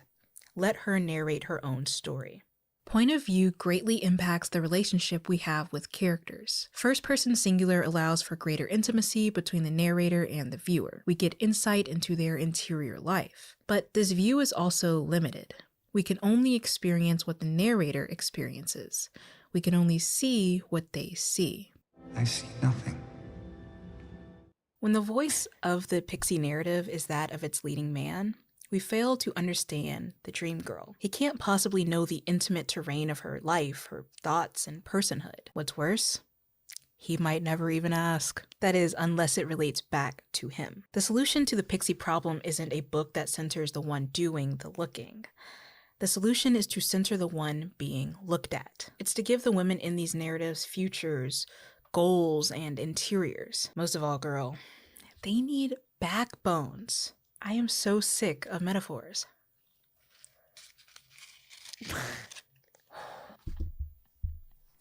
Where's my lighter? Fuck.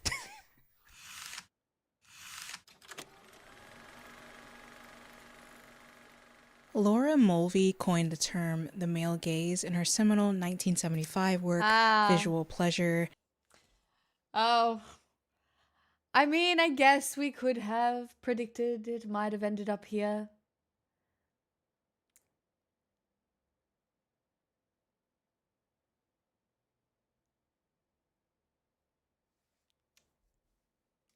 And narrative cinema. By now, the theory has been featured in every feminist publication, every Instagram infographic, and every video essay between now and the time of the dinosaurs. Girl, let's make this quick, okay? The male gaze dictates that men look while women are looked at. Mulvey's initial focus was Hollywood cinema. She argued that the camera, the leading man, and the audience are voyeurs who watch the woman on screen. The most famous example of this theory is bodily fragmentation. The camera, acting both as our eyes and the eyes of the leading man, zooms in on key parts of the woman's body, cutting her into pieces, never viewing her as whole. In this way, women on screen are made into sexual objects for our pleasure. You can tell which movies really do this and which movies try and write stories that aren't this, and some try and fail. I feel like a piece of television I saw recently that did an interesting job at, I don't know, at least looking at this, was All Her Fault. It's a mini-series with Sarah Snook and Dakota Fanning. And it really does, it keeps you on your toes, and it's really interesting. But you can also see it in the progression of Marvel movies and the outfits and... Bodily fragmentation is very common in the manic pixie narrative. Take this scene in Looking for Alaska. The leading man, Pudge, asks the pixie-ish Alaska a question. What's the labyrinth? Between his last syllable and her answer, he spends a diabolical amount of time detailing her body. Now is as good a time as any to say that she was beautiful. Not just beautiful, but hot too, with her breasts straining against her tight tank top, her curved legs swinging back and forth beneath the swing. It was right then, between when I asked her about the labyrinth and when she answered me, that I realized the importance of curves. She breasted boobily. Mind you, he keeps going, but we'll stop here. While the pixie's body may be leered at, her quirky personality is the main object of fetishization. We create fragments of her fashion, her intensity, her wisdom, and her mind. That scene from Looking for Alaska is bodily focused, but it's bookended by her intelligence. Pudge is curious about what she has to say. It sounds like a romantic endeavor to humanize the people we love, like we care about the Pixie's interests and whims. But really, we're looking at her the same way we look at a self-help book or a wild animal who just stumbled into the street. What will she do for me? What will she do to me? Y'all take card here. The Manic Pixie Dream Girl is pop culture's covert investment in whiteness.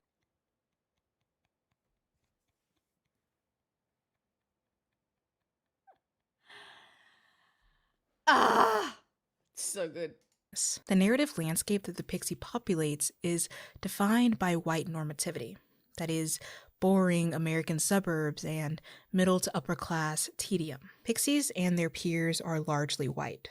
Their misogynistic writing is reminiscent of traditionally conservative gender roles. Women, white women especially, living to serve their husband and home. When people of color are featured in these narratives, they are sidekicks. And, all of that is fine, whatever, who cares? I don't.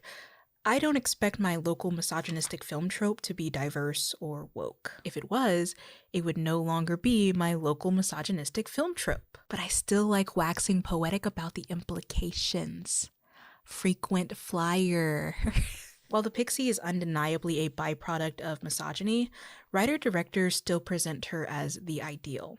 She is a witty, desirable ingenue who has cracked the code of life. If we were to graft these traits onto anyone other than a young white woman, especially one who is not cis-hetero, skinny, abled, or wealthy, etc., she instantly becomes unappealing to audiences everywhere. Tammy Winfrey Harris, quoted in Jennifer Guck's article, argues, "The affectations of the Manic Pixie Dream Girl are differently read on Black women. A streak of pink in the hair goes from quirky and youthful to ghetto on a Black body. Thrift store clothing leads to a host of class assumptions." Manic Pixie Dream Girls reinforce the norm of whiteness while pretending to embody difference. It reminds me of the femme cannibal trend we covered. That's really interesting and extremely true.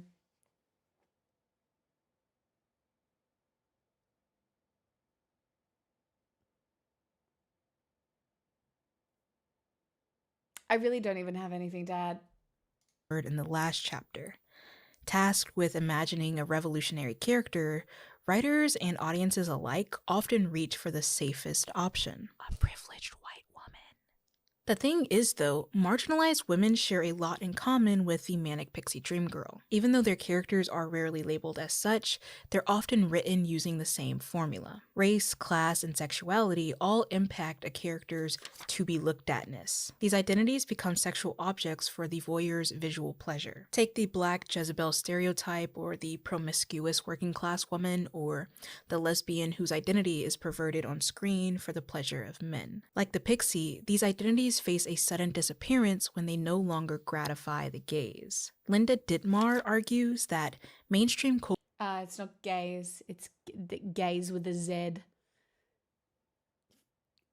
Just to clear that up for everyone. Culture would have you believe just about all women are white. They are rarely old or even middle-aged, and they are all conventionally beautiful. Just about none loves a member of their own gender. Even friendships among women are rare and unimportant. This is erasure in action. Not in my fucking life. In mainstream media, emphasis on mainstream media. In mainstream media, Black women are often reduced to stereotypes. We're the funny sidekick or the no-nonsense, neck-rolling best friend. Colorism in, Black productions often see Black women, especially dark-skinned Black women, being the butt of the joke or the angry person or, etc., etc. Our only purpose in largely white narratives is to problem solve for the much more desirable, much more centered white cast. Queer people have faced a similar fate. A 30-year-long production code in the 20th century forbade the inclusion of sex perversion, leading writer-directors to resort to stereotypes to code a character as queer. Even after the code dissolved, queer people still faced invisibility and distortion, serving mildly as stereotypical besties to the straight cis character or... This is what I realized about Will and Grace as well. Even though I loved it growing up, right? It was a TV show full of stereotypes in order to try and get people to be more progressive. But they had to be extremely stereotypical, and it would not, it's so problematic today, and it doesn't work today. But it existed back then with these stereotypes because it was an access point for people.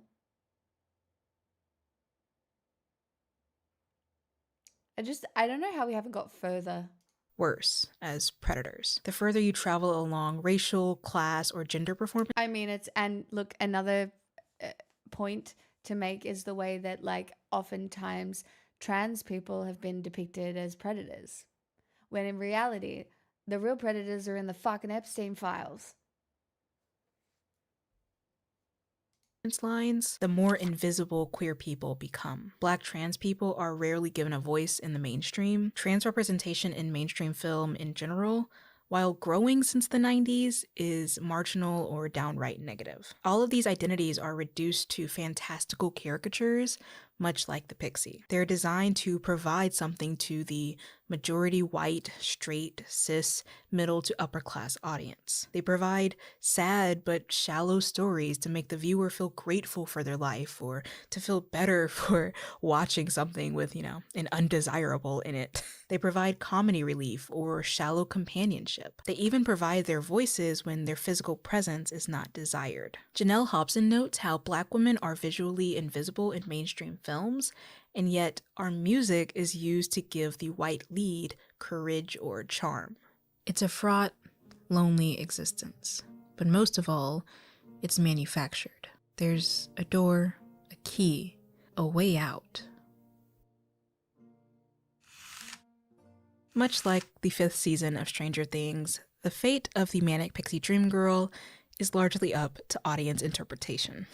I didn't even watch that season, by the way. I know my limits. The pixie is either dead or transformed. She exists, ironically, as a surface-level style icon on social media and a point of discourse for media geeks. The label has also spun largely out of control. Accusations of one being a pixie has reached levels of witchery. No longer is it an archetype folded between the pages of film journals. It's a pop culture juggernaut that renews every year, even despite its mounting death rattle. Modern Girls made a film list of manic pixie dream girls. At the time of writing, it was updated 1 month ago. Out of the 107 movies to appear on the list, most are from the 2000s and early 2010s. None occur past 2016. A user by the name of Melissa made a similar list. At the time of research, it included 122 films. Much like Modern Girls' list, most of the movies were released in the 2000s and 2010s. The 2020s section is decidedly thin.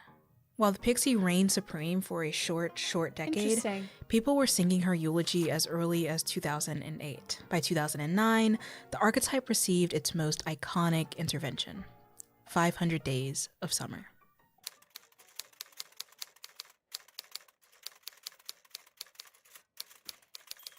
This conversation Mark doesn't Webb, exist the without director, this movie. argued that the leading man, Tom, doesn't see the pixie Summer's complexity, and the consequence for him is heartbreak. The pixie's death or transformation might be Nathan Rabin's doing. He put a name to the problem, and as Margaret Eby argues, the moment you call attention to a type, it begins receding, only to be replaced by something else.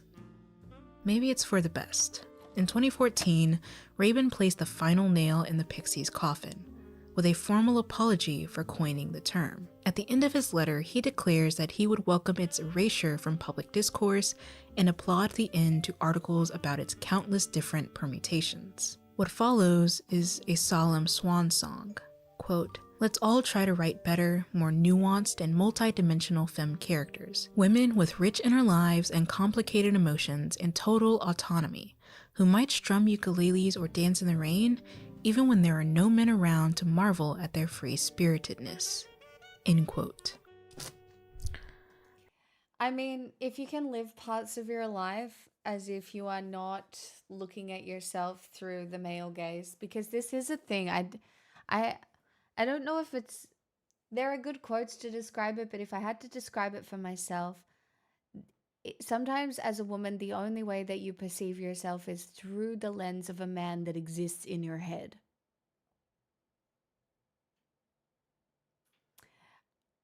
It happens a little bit less for me these days, but sometimes I'll still catch myself and I'll be like, interesting. Interesting. Lobotomize the man in your head. Yeah, but I just don't think it's something you can ever really get rid of. You know, I don't know if it's something you can ever fully unpack when the world exists as it does. No metaphors needed. That was really good. Anyway, I will relink this for everybody. If you enjoyed that, please go subscribe, donate, support Sean Spear. I just think it's just really good content. You go sub so hard. Sub so hard, you sub twice, you know. I hate myself for that.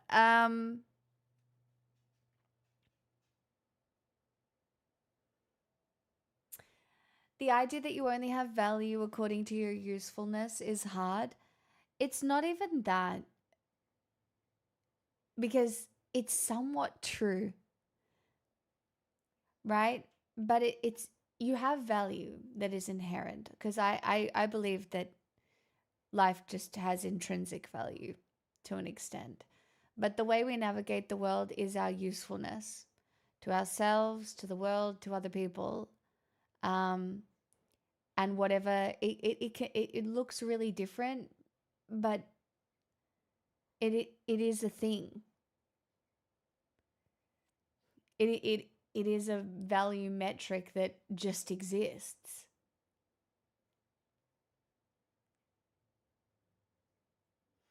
Oh, Vox, that specifically. It's you know, there comes a time when you are no longer sexually valuable to men. For a lot of women, and they talk about it these days as, you know, an interesting thing where they become invisible, but they also become free. But, you know,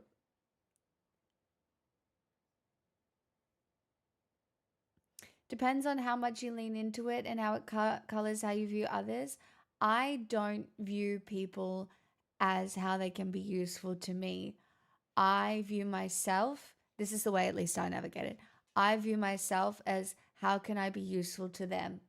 And I can't always, like, I don't have, you know, a lot of money to be able to be useful to people in that way.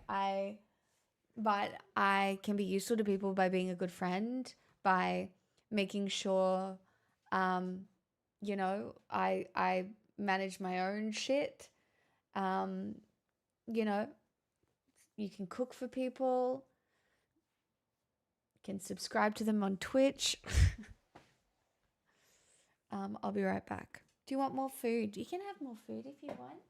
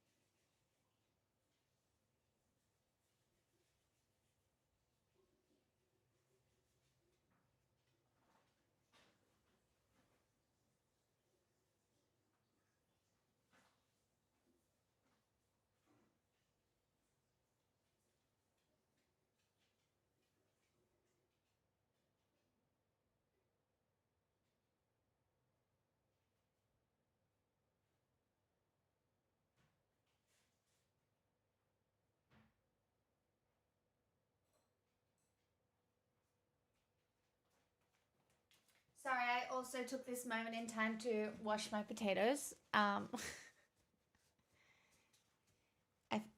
had these potatoes a while, so they're a little old.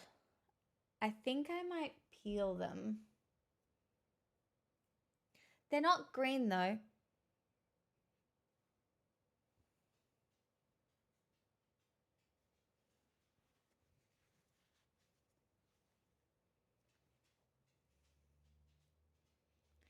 Like they're edible, right?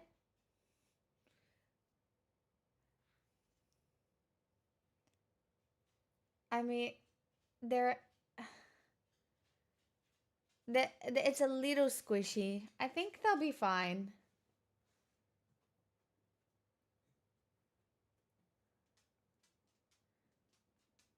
No, the skin isn't cracked and almost loose.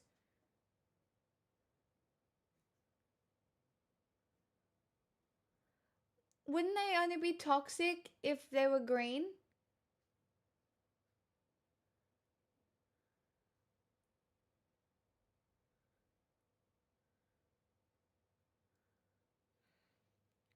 Fuck it. I'll just peel them after I cook them.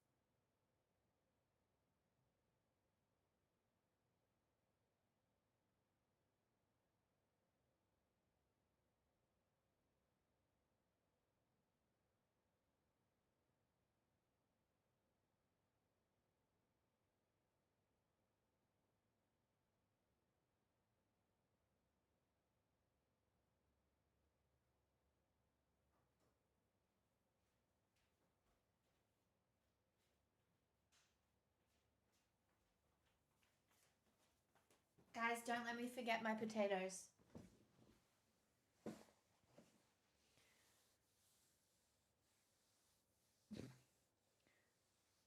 I don't have any salad cream. I don't have any salad cream. What potatoes? My potatoes! Where's the dead pixel? What?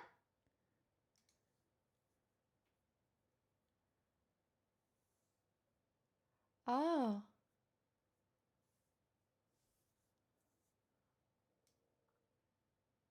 Oh no. No. Is that on my camera?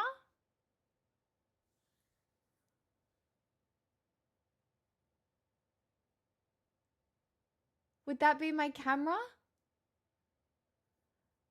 No. Oh no.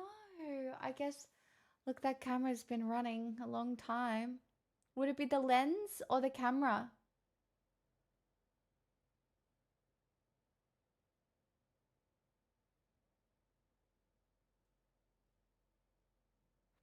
Should I try turning it off and on again and see what happens?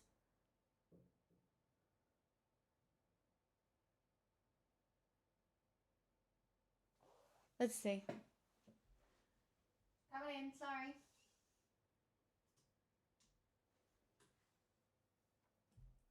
Well, it's definitely the camera because there's no dead pixel there.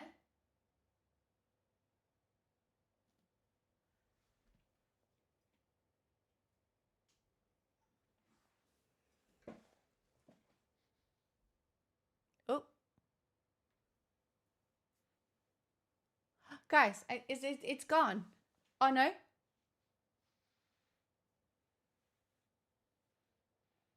It's gone. Phew. I fixed it. Phew. Chat, I got my hair cut today, if you weren't here earlier. I just got all the dead ends chopped off. It was a very stressful experience. Not enjoyable in the slightest. I know, Cannon Kings. It made me nervous too. Why? It was just a stressful experience. The conversation was being talked at. There were scissors dropped, combs dropped. It was just all very sporadic. I don't really know. It just was not relaxing at all. I don't have good luck with getting my hair done. But look. Honestly, Professor Fappington, if there is one thing I have learned in my life, a lot of your problems can be solved by turning things off and on again. I don't have a normal place, Tiny. I haven't had a normal hairdressing place in a long time. This is the same place as the last place I went, but yeah.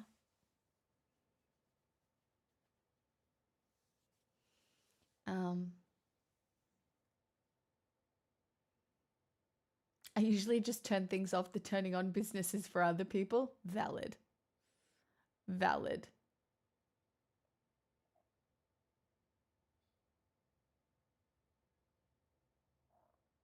Chad, I enjoyed that tonight. I'm feeling a bit dumb. Like I feel like I can't really express myself today properly, or like my brain isn't functioning at a level that it should for some reason. But I did have a big day, so I'm going to try not to beat myself up about it and read a book later to feel better about myself, I guess. I felt like I couldn't really express what I wanted to, and I don't know. Anyway, it's fine. I did not sleep particularly well, no. And then I got some pretty bad news today. But yeah. So it's okay. Yeah, well, we're about to sing it out. So requests are open if you want them. If thou dost have a song that one dost like to hear. Do you like that? And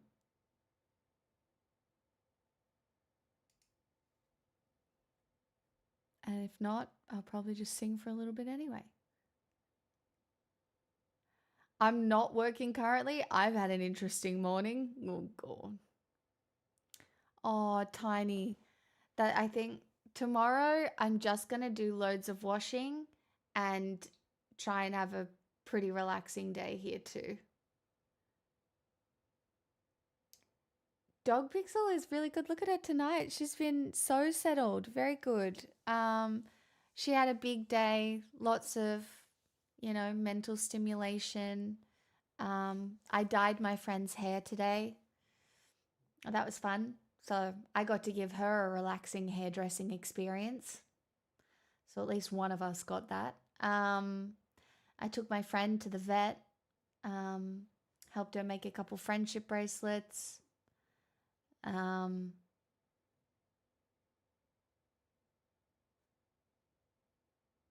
Gave all my plants a bath. Did some work. But got that done, so it's fine.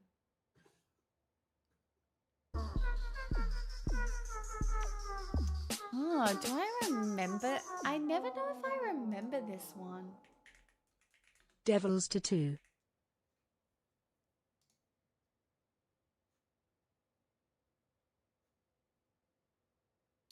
I think I have an idea.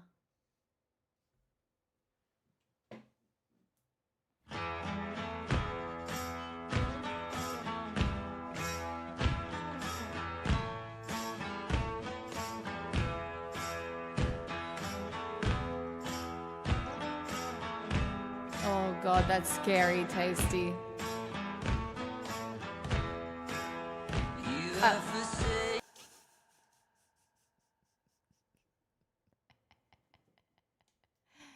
It's not a track.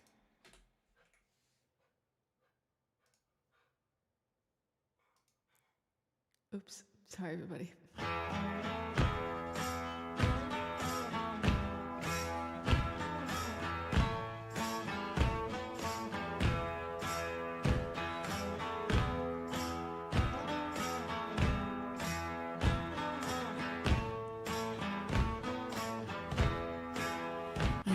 Forsaken all the love you've taken, sleeping on a razor, there's nowhere left to fall. Your body's aching, every bone is breaking, nothing seems to shake it, it just keeps holding on.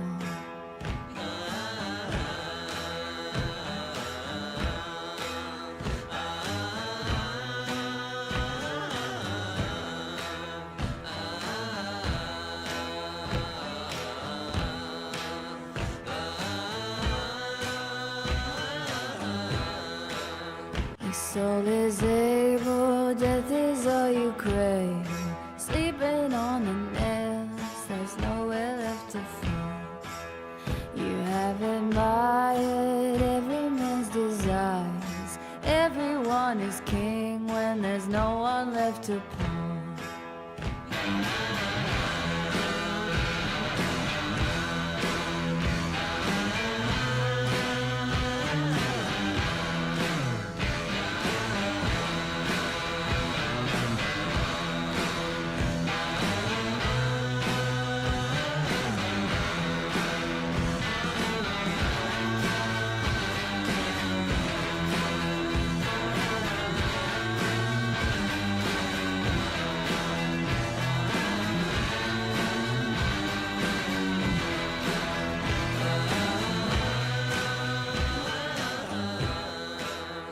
There is no peace here, war is never cheap dear. Love will never meet here, it just gets sold for parts.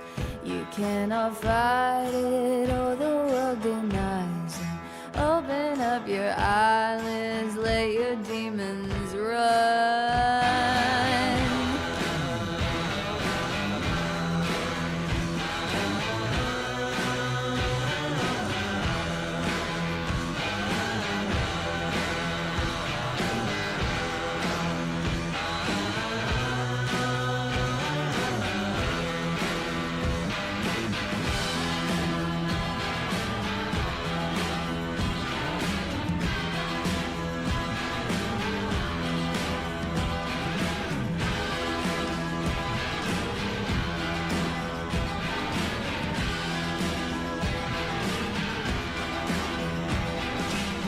I thread the needle through, you beat the devil's tattoo.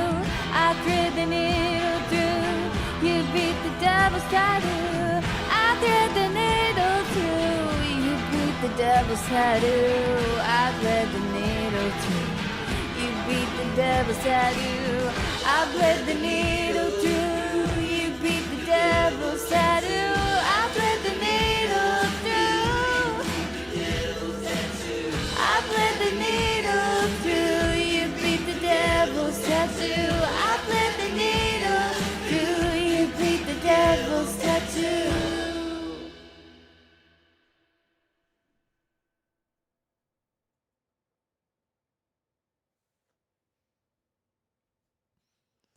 Thanks, Evan. Hi, my poggies. Vox, look at you getting a new song.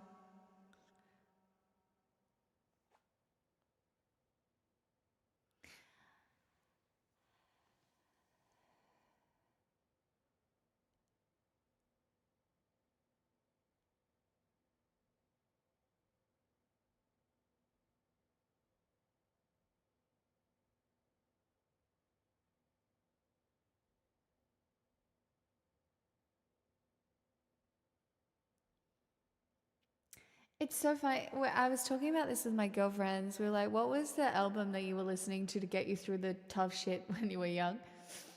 And mine was Evanescence. Which is just so funny, right? Like, Evanescence, and then, there was nothing really darker than Evanescence. on my playlist. It was just Evanescence. This one specifically.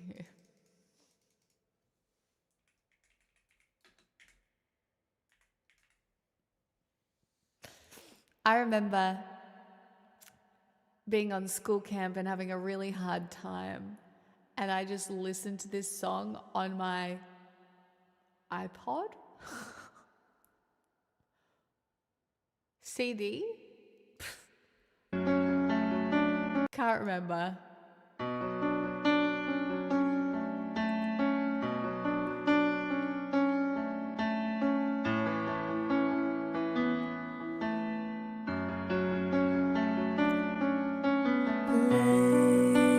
Playground, school bell rings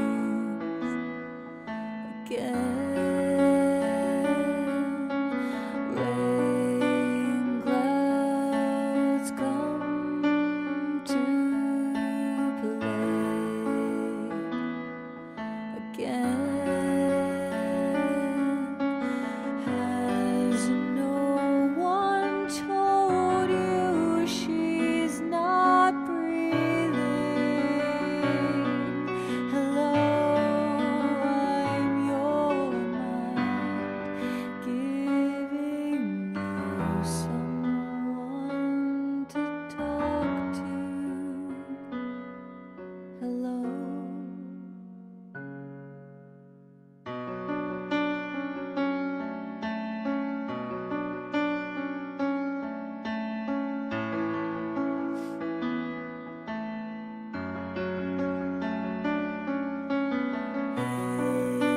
If I smile and don't believe, soon I know I'll wake from this dream. Don't try to fix me, I'm not broken. Hello, I'm the lie living for you, so you can hide. I don't cry.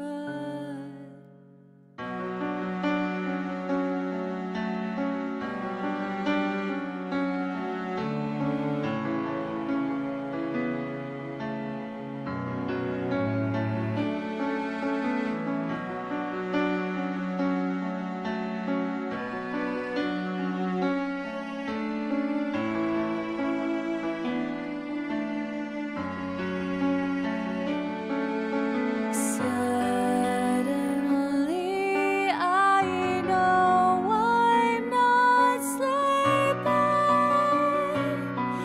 Hello, I'm still here. All that's left of yesterday.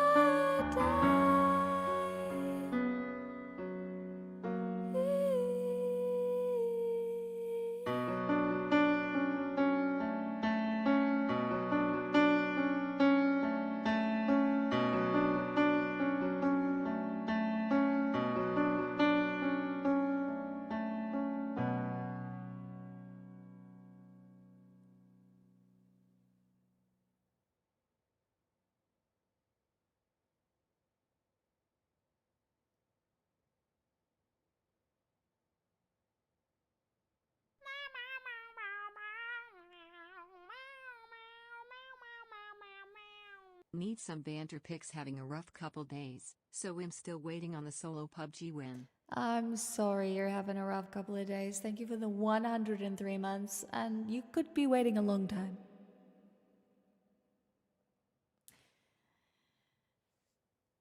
Do I have it installed?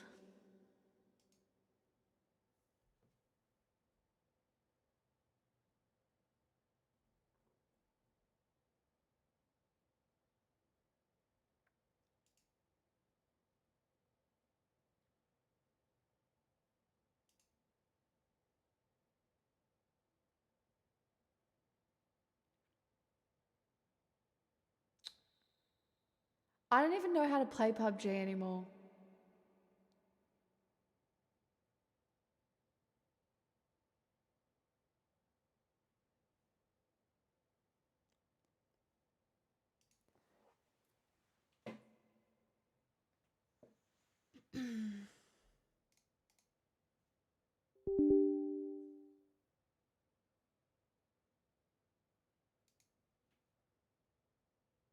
Could be loud, chat. Just so you know. Could be loud.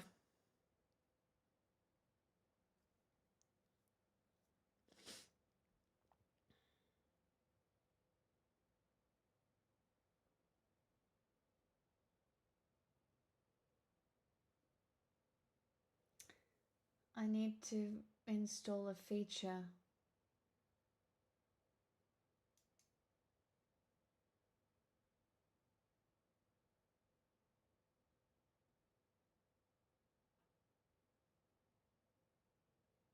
It's just quickly downloading the required files.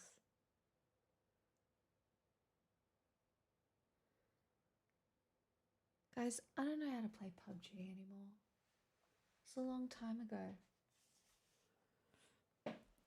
But look, fuck it. I'll give it a go. If you're having a bad day, I'll allow you to laugh. I'll probably just get... I'm playing one game. I'll probably just get shot in the face straight away. Can I even find a game? Don't I have to play somewhere in a different country or something?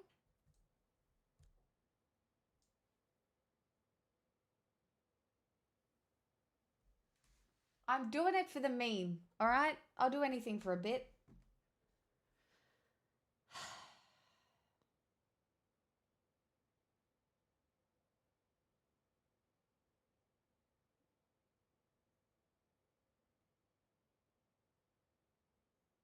It's halfway downloaded.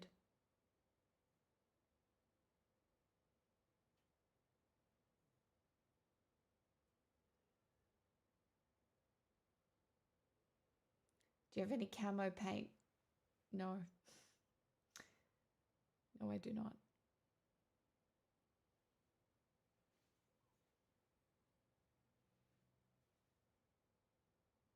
Seems to be stuck at half downloaded.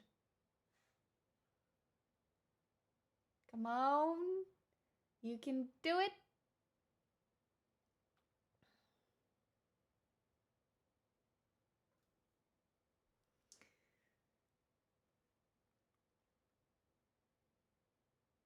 I'm pretty sure there are bots for the first few levels. Is that saying that I might get a win?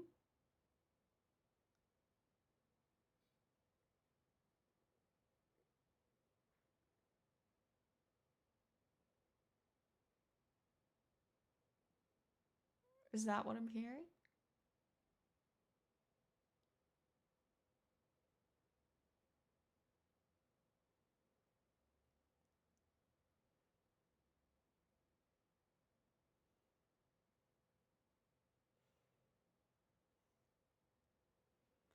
Guys, I'm bad.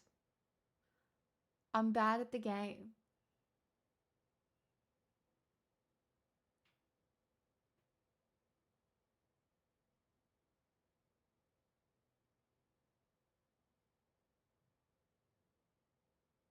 It's been years. It's been years.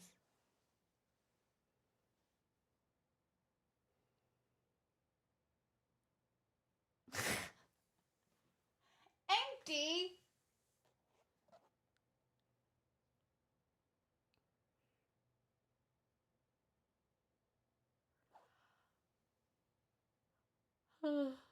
It's still downloading the component. I hope this doesn't fuck up my computer. You know?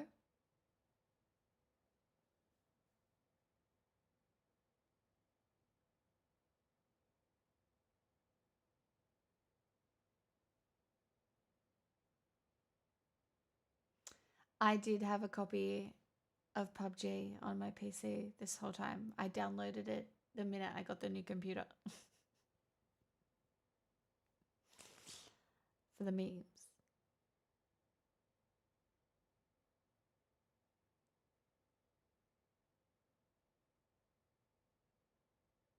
But, like, this is what we're looking at.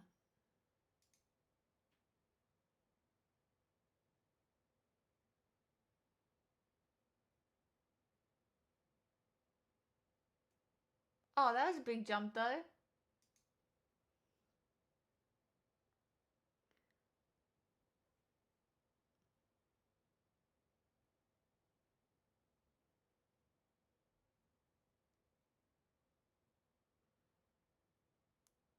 Well, I like my background. And it causes no problematic lighting problems, you know? It's like the right tone to not annoy my eyes.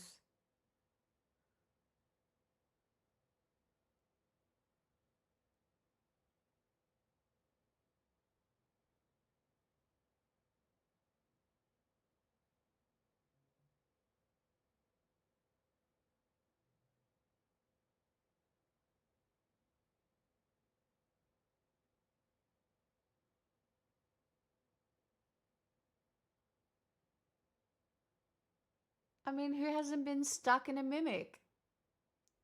Okay?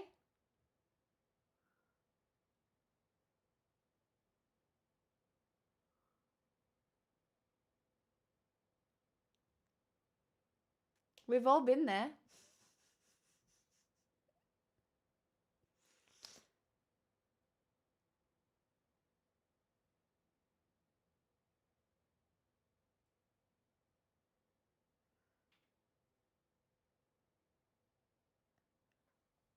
It's saying it's finished the download. So, can I play now or it's just it hasn't full finished? Like why excuse okay, installing. I'm just being impatient. You might need to restart the apps that requires this feature. Or maybe I don't.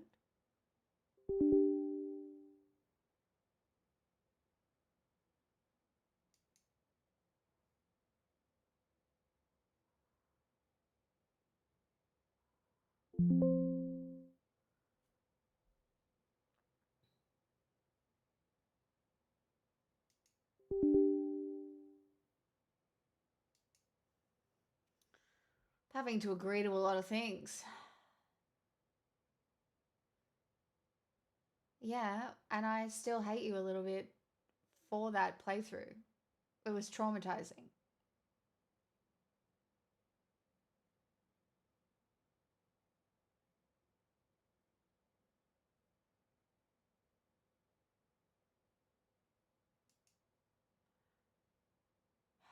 I'm having to agree to a lot of pop-ups.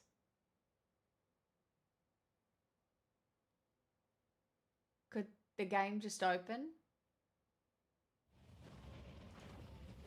It's on the wrong screen. Excuse me.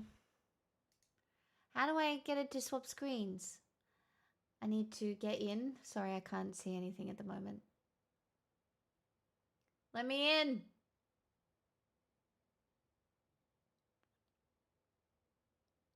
I do feel some sort of way about seeing a level 3 helmet though.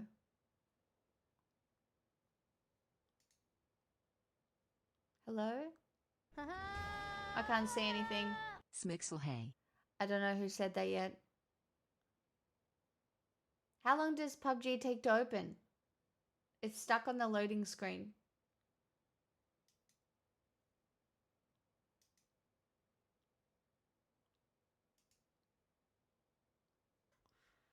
Okay. Hold on.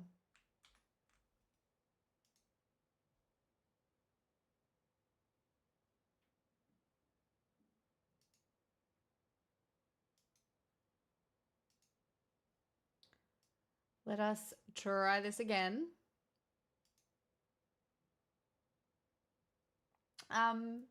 Vin, thank you for the 55 months. Thanks for the follow too. Wait, it takes 6 to 7 minutes for the video game to open? Let me move chat to this screen in the meantime then so I can see it. Oh no.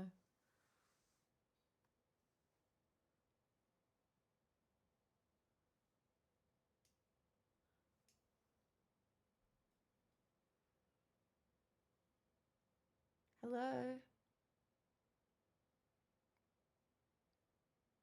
It's not opening. Oh, here we go. Okay, it's opened. Okay. Still on the wrong screen.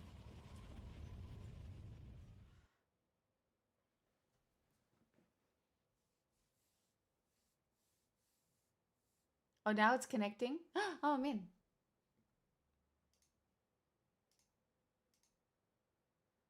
Wait, I just realized. Am I not going to have my account? Oh, no, I do. Wait, okay. Hold on. Settings. Settings.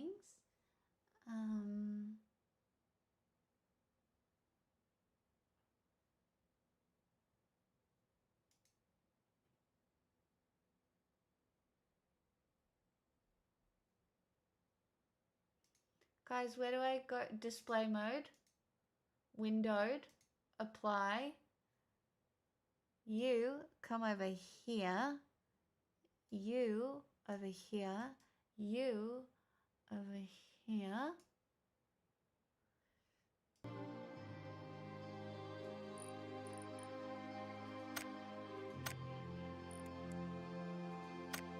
Alright. Oh, not the good music.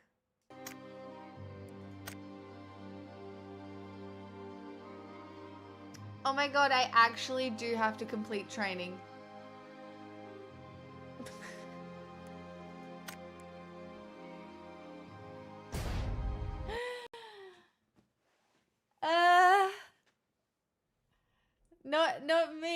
Not me having to complete training.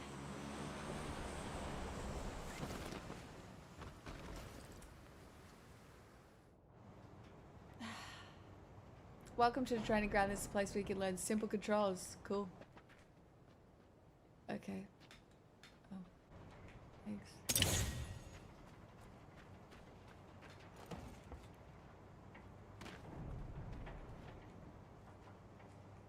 You can move faster by pressing shift, run forward. You can vault or climb by pressing space, climb over the obstacle in front of you to move to the next location.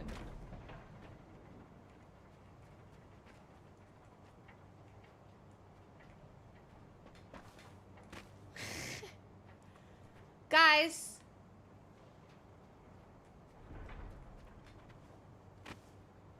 What am I jumping over?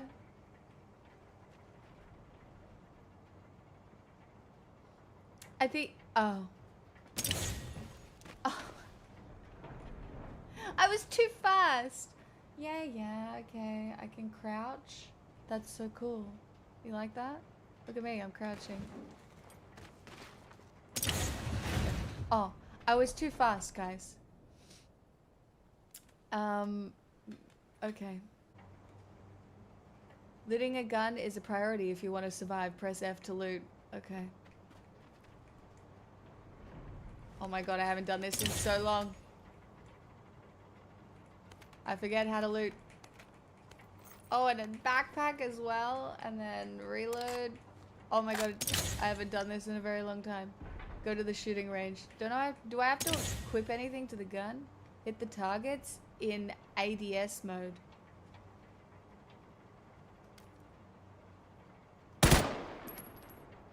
Right?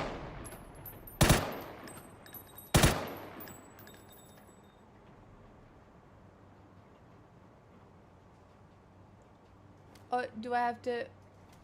Oh.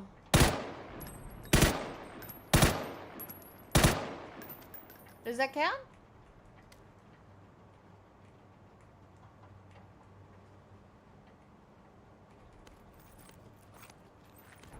Pick up all the bullets. I don't understand. Oh, I see. Is that what they want from me? Or this?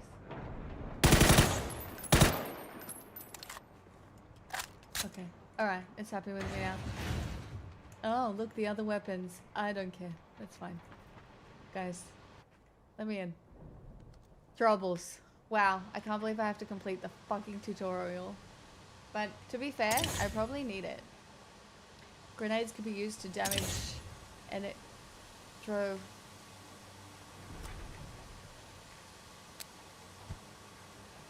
Look at that aim. Boom.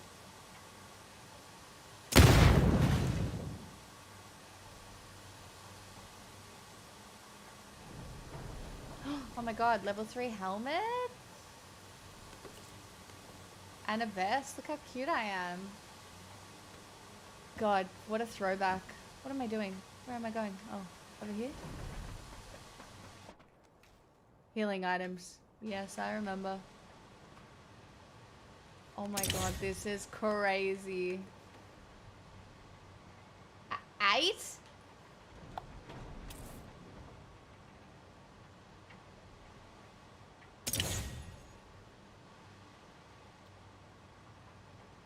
Oh, I looted too quickly again. Fill up the yellow boost gauge above your health bar to at least 90%.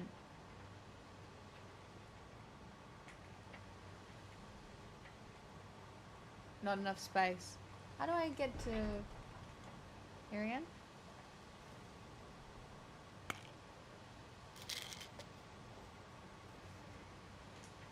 Is that? Can I just do? This is how I used to do it. But is it just pressing 2?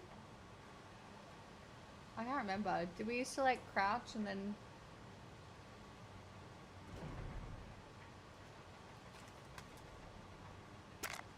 Am I in a time machine? Right now you are. You'll need boost items to get back to full health. Move to the next area to learn how to revive a teammate. Look at me. Okay, I'm being sneaky. Yep, okay, I understand. Yes. Chat, I've forgotten how to use all the buttons. I'm putting a shroud to retirement here. Yeah, because it's been years. You revived, now you've learned all the basics. That's great. Right. Cool. This is gonna go so badly. Heal thyself. Alright, guys? Heal thyself.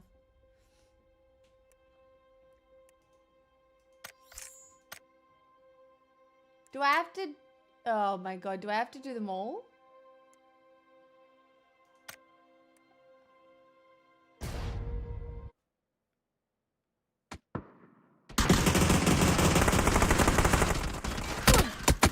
Can't wait to lose against bots.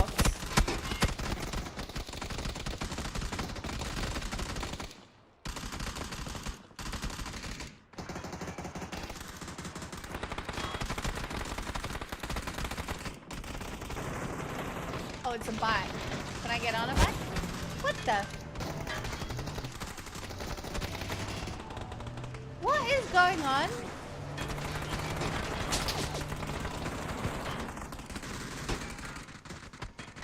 Am I in the lobby?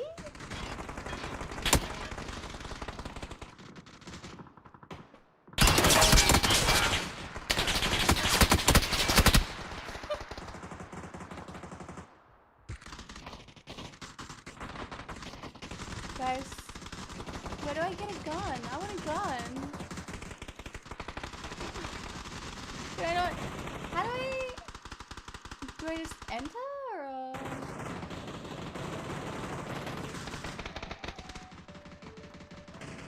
Can I drive a car?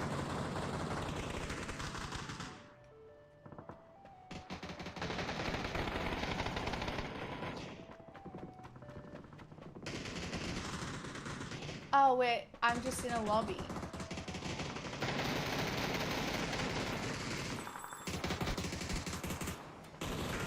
Oh come on, let me punch you. Come on. Wait, don't run away from me. I just wanted to have a little punch on. Oh come on, turn around. Why are you running? Why are you running? Come back.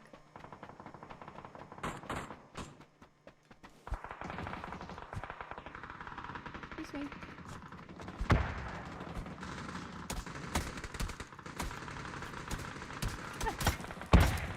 Thank you.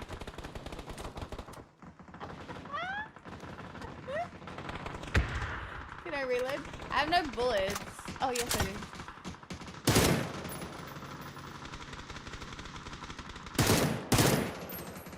Chat, do we... Oh. Look, guys, it's fine. I remember. It's gonna be fine. It's gonna be fine. Don't even stress. What am I supposed to do? Do I have to wait 20 minutes in a lobby?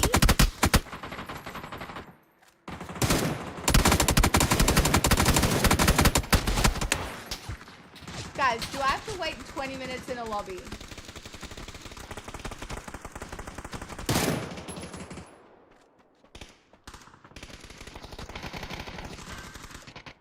Can somebody explain to me what's going on?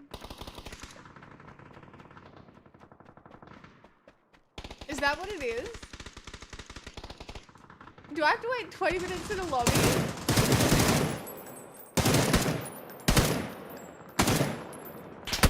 Oh, stop it.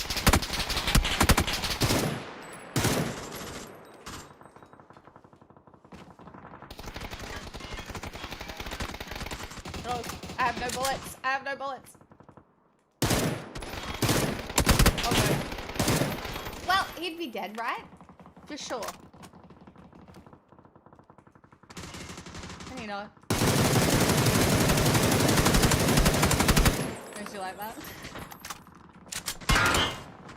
Not the 20-minute load area. God, this is weird. I feel weird. Why do I feel like I'm gonna have fun? Is this a problem? What is it? F is stuff. Loot. How do I change guns? Yeah, like that. Oh. Of course. An empty gun. One. Oh god, not the aim.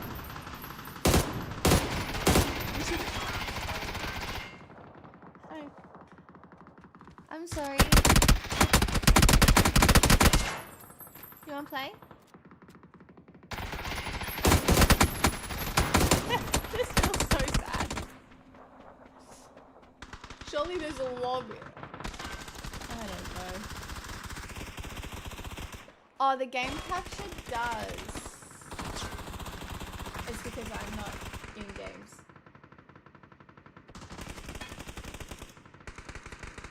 Game capture properties. Captures window.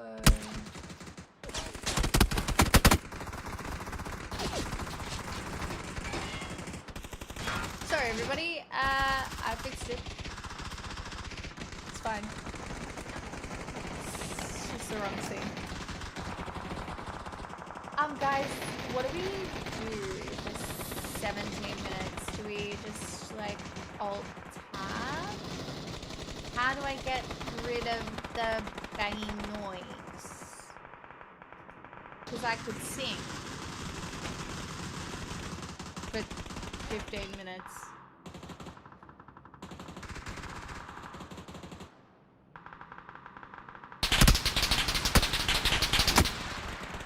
God, leave me alone. Alright, we're going on an adventure. Look, chat, we're off to play Pete. Okay? Leave me alone.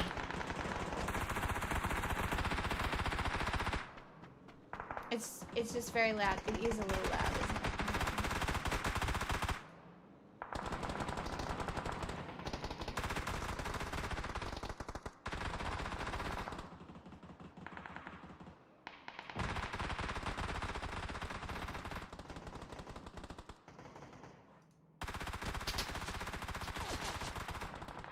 That feels better. Alright. Going somewhere. Away. Alright, the gunshots are too much for me. Stop. Oh my god, why are there just more people over here?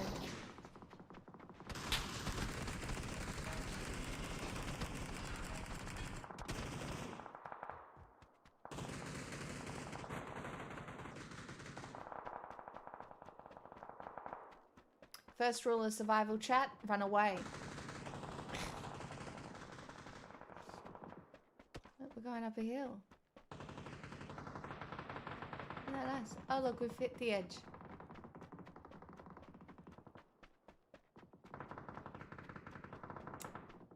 Oh, 2019, what a time. No, 2018.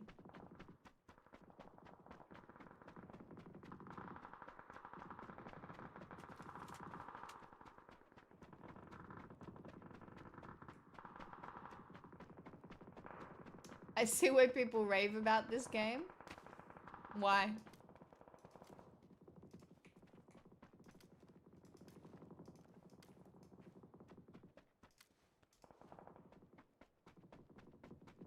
I know, Matt. What a throwback.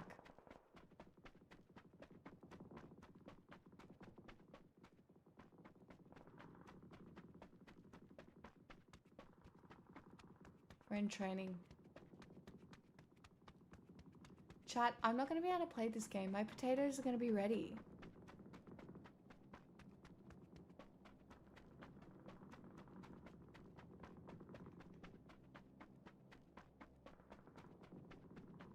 Like... Oh. Country roads take me home to the place I belong, West Virginia, Mountain Mama, take me home, country roads. I hear her voice in the morning as she calls me.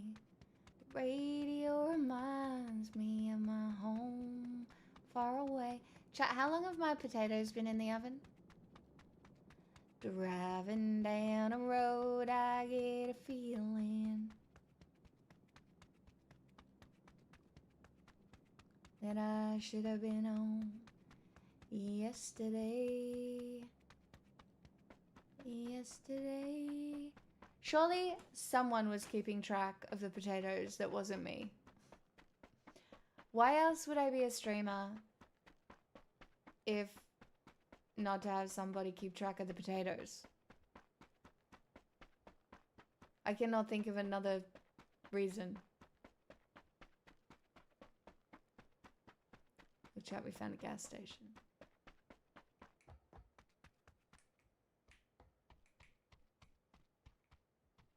$99 bottles of beer on the wall, and 99 bottles of beer. I take one down, pass it around, 98 bottles of beer on the wall.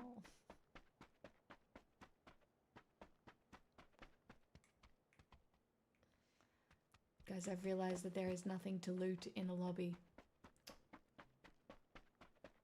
My mod contract didn't say keep track of potatoes, so I didn't. Well, it does now.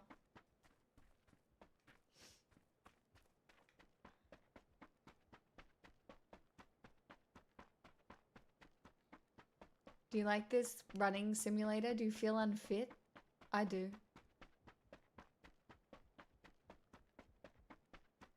Like, I'm tired. Just watching the running. Like, I feel puffed.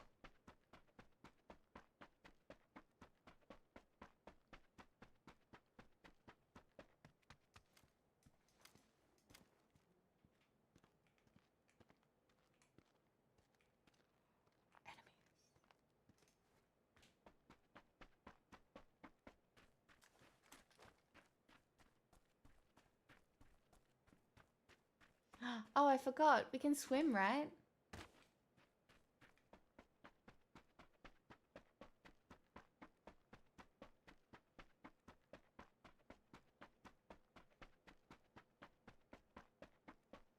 At least we don't have to hear all the guns now. You ready, chat? We're gonna swim the channel.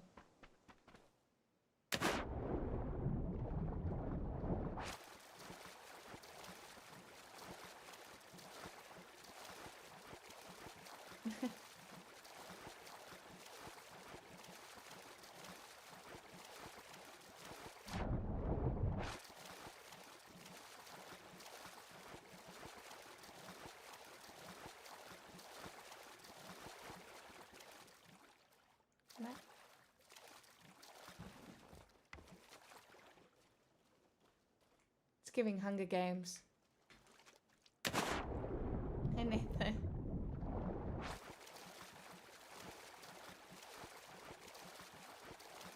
I know. What in the time travel? I was just giving Empty a gift.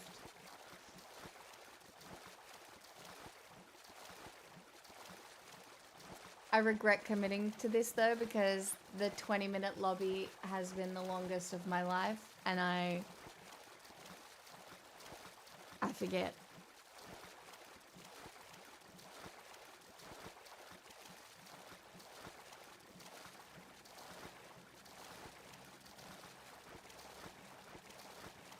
And like the game's gonna go for like an hour. Oh, I don't know. How long does a PUBG game go for these days?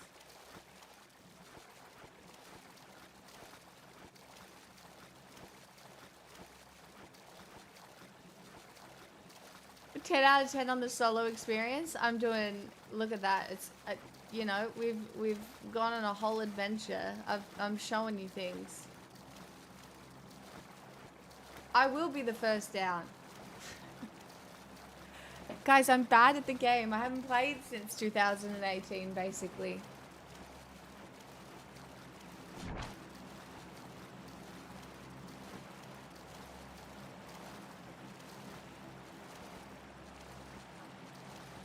I don't even know the maps. I don't, like, what am I looking at?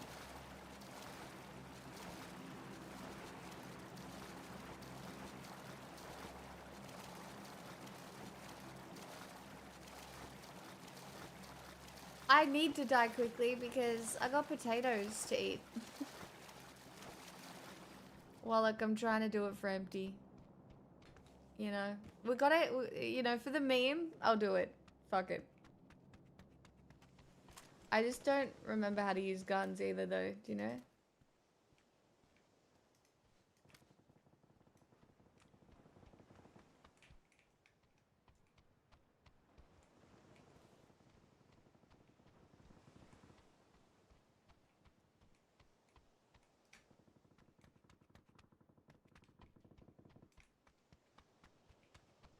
The meme? What? Look, for people who didn't exist on my stream when I played PUBG, I never got a solo win.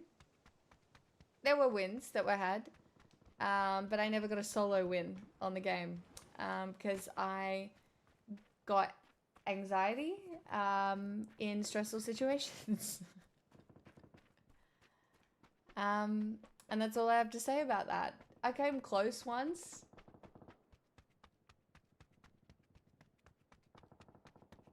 But it just never happened for me.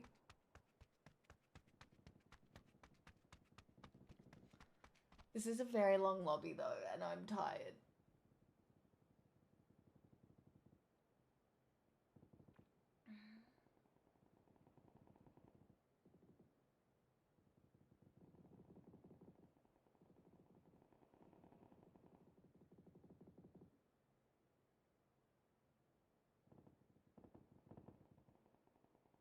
Hey Rangatangi. I'm pretty good. How are you doing? We're just watching a clock tick down.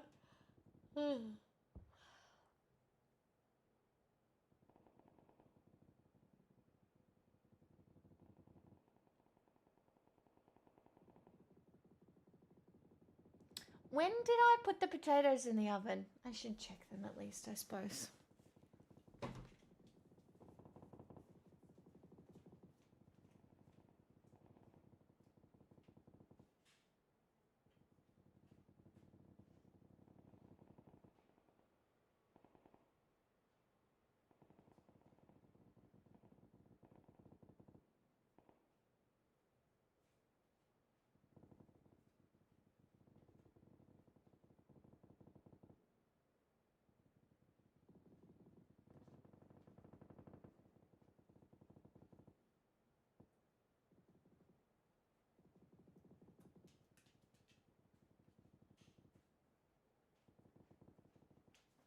They seem fine.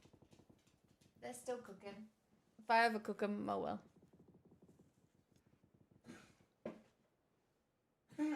Drafting with the homies? Oh, that's so fun. Oh, darling.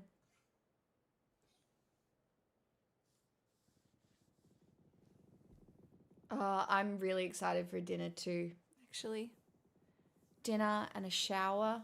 Oh, and some free run. Very exciting. Man, if I enjoy PUBG, this could be dangerous. I doubt I will, but it unironically feels a little like home. Hey, Daz. 69. Nice. Thanks to It Me Poggies for my sub gift.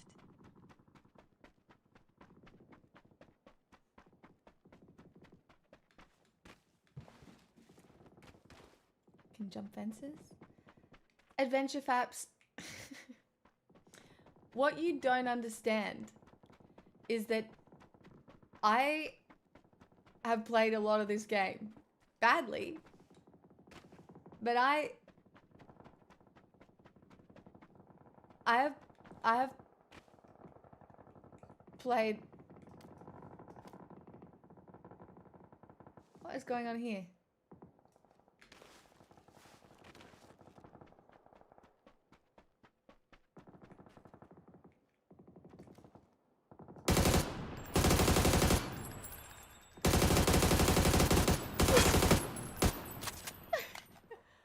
What?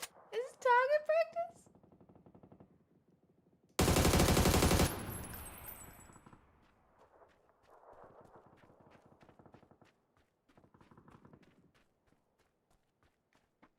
Oh my god, is this not... Wait, is this not a lobby?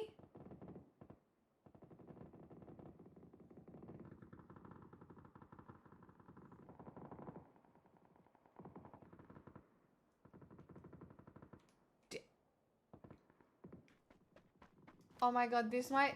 I think this... Did I just have to spend 20 minutes in here practicing?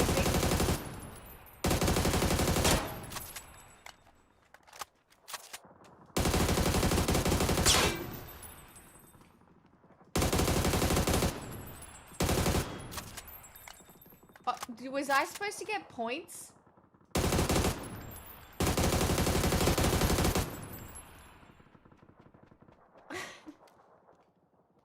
Guys, I've always been a bad streamer.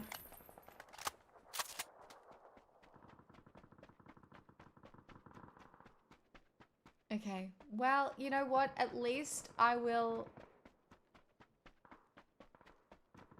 have completed the tutorial for next time. Looks like a practice range to me. Well, this is definitely a practice range. Am I...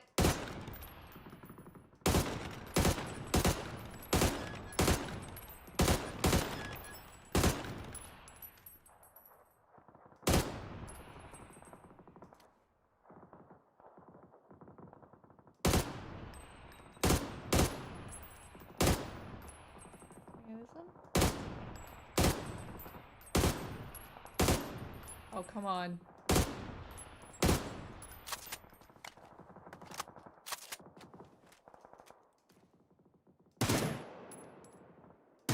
I know I can get that one. Can I get this one?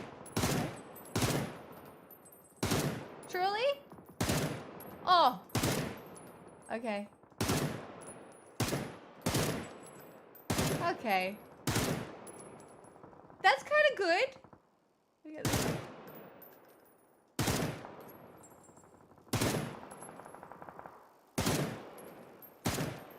Oh, hey, man. Are you having fun on your bike? Thanks for letting me practice on you. Oh, God. I suck.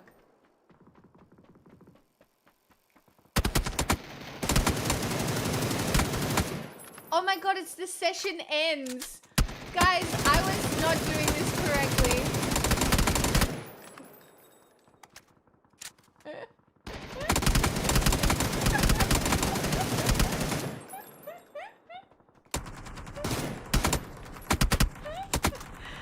Oh, fucking hell. on a little adventure together, alright? Okay?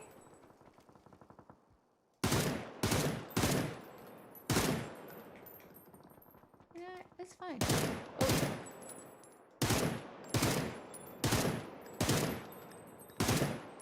That's pretty good aim. What do you mean?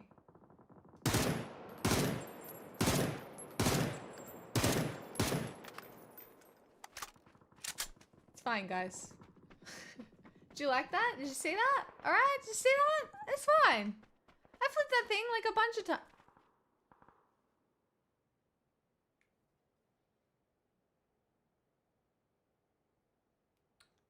That's a solo win.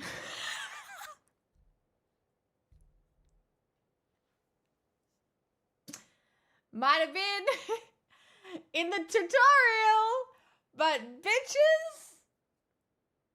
It says rank number 1. Right there.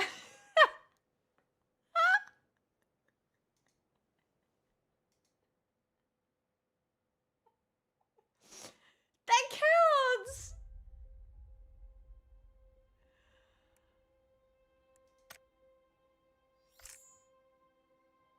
Well, can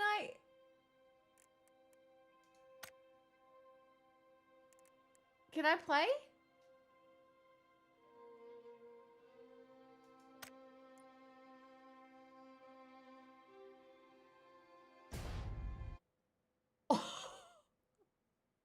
This is so bad. What am I doing? Guys, I'm just going in to die. I really... Oh, I have a team. Oh no. Chad, I have a team.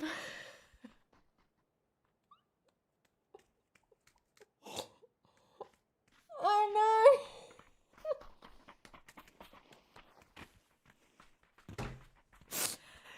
Oh no. Chat, I have a team. Oh no. Oh.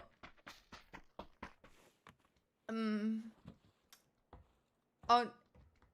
I don't know.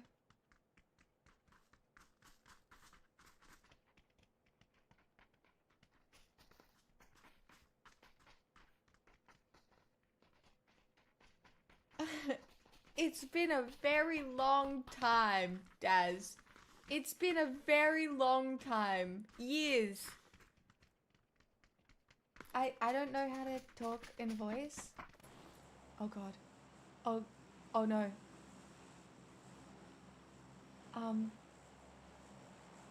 Well, fuck. What?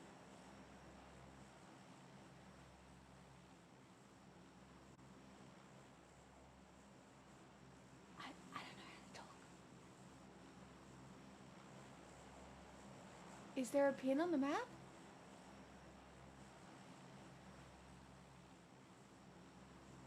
Did they pin somewhere on the map? Oh, okay. Oh, fuck. I think I have to get out now. Where's the pin? Hello?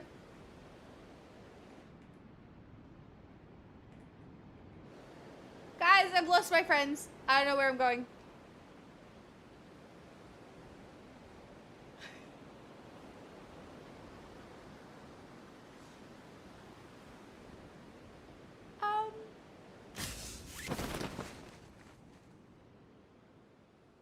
I'm a bit high.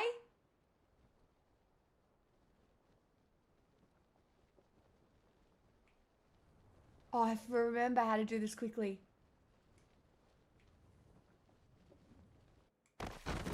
Alright.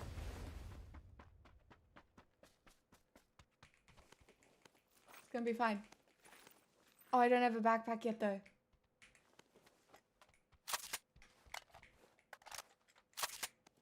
Now I do. And a vest? Yes, please. Fuck. Oh my god. Wait. We're in danger. I don't know. Do I? Where am I supposed to be going? Oh shit. I don't even have any bullets for that gun. I really should have looted more.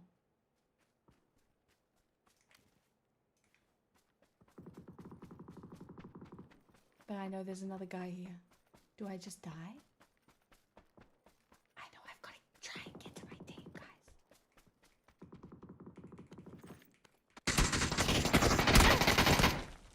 Are you joking?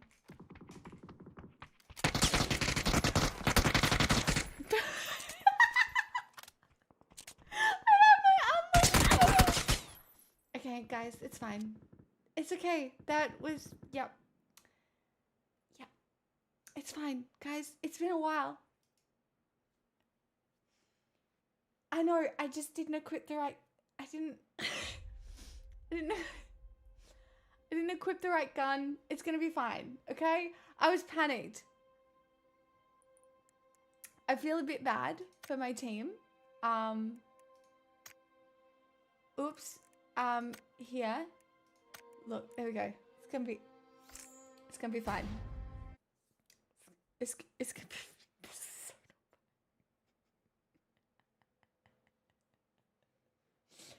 Oh my god, this is actually making me want to play though.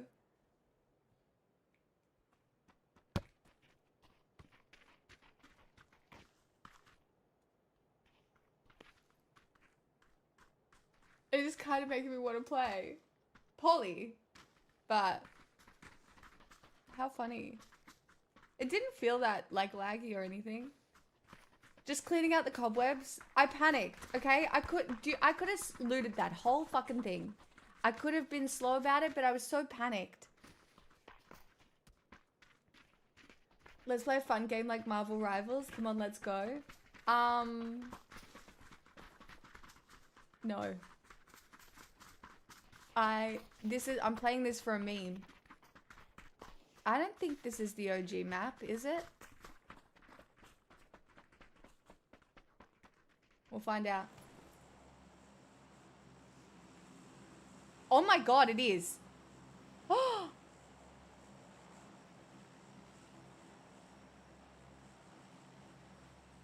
Fuck off. Guys, to the prison?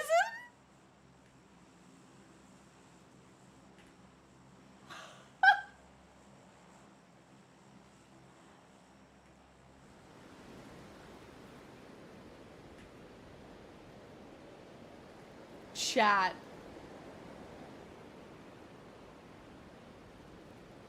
Am I even going in the right?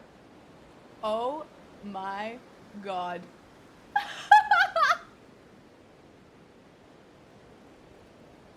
No, not the OG map. Okay.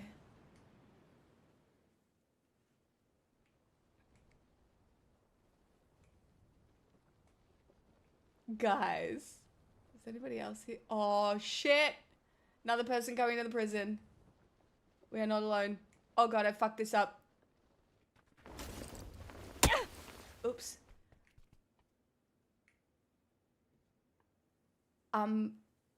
I think I'm just gonna die.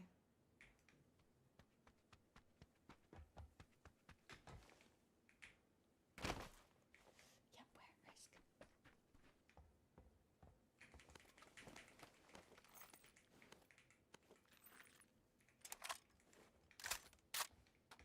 Fuck. Okay. Look, not the cleanest run of anything I've had.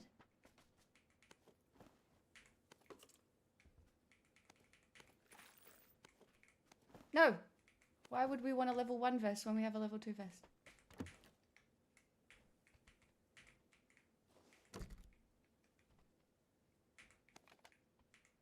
It's fine. What I really need is a med kit. Thank you. Ask and thou shall receive. Oh, wait. No. What? Huh? Can I... What? How do I use a med kit again? It's fine.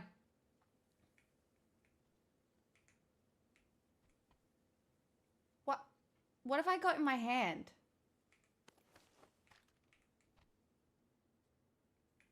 I need a backpack.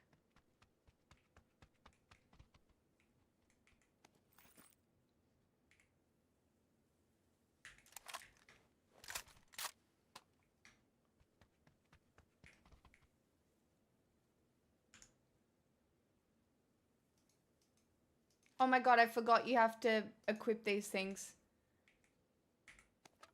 How do I, Oh,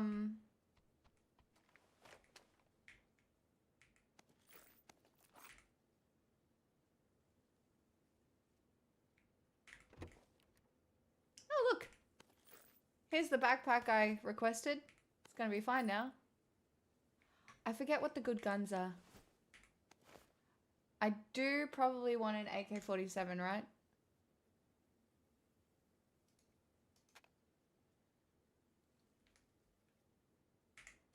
Fuck it. I forget. I don't even know what that is.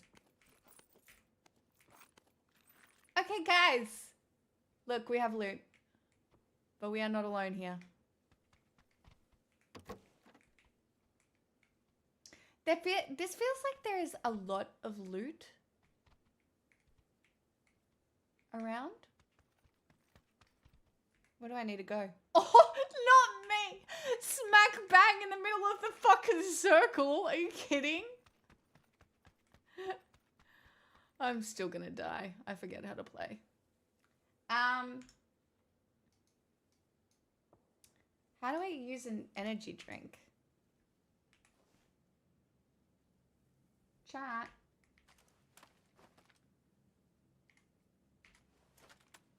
How do I...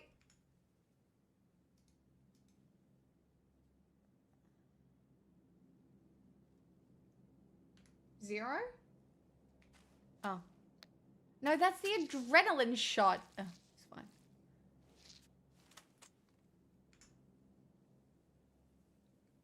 Is it 9?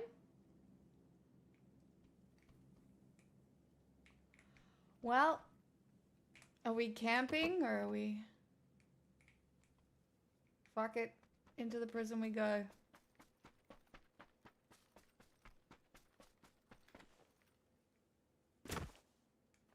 Oh my god, this is so weird.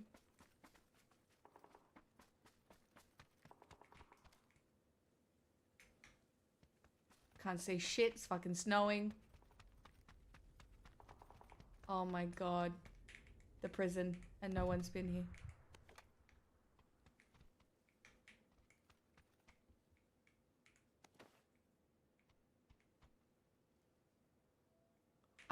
I really forget what was good.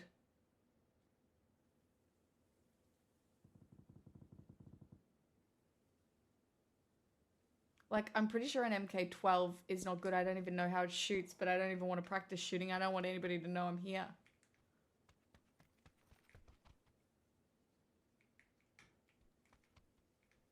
You know? I don't trust myself to need a grenade, but I'll pick up the smoke grenade. Is the angled foregrip? No, that can't go. I need the extended mag.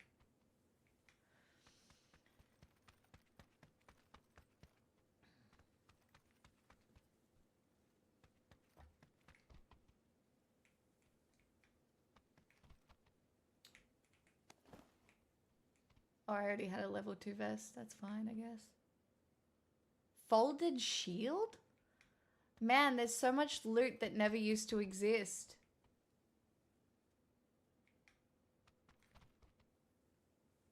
Like, what are you?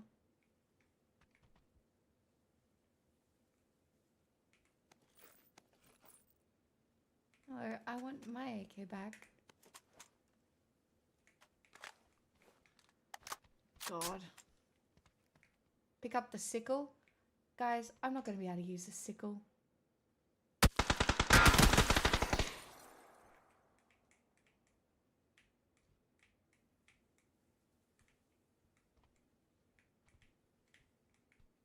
Where the fuck?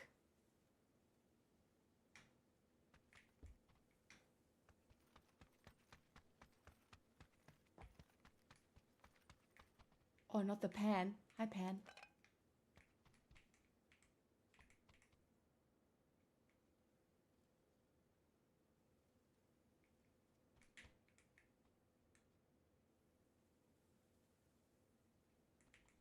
I don't have a scope.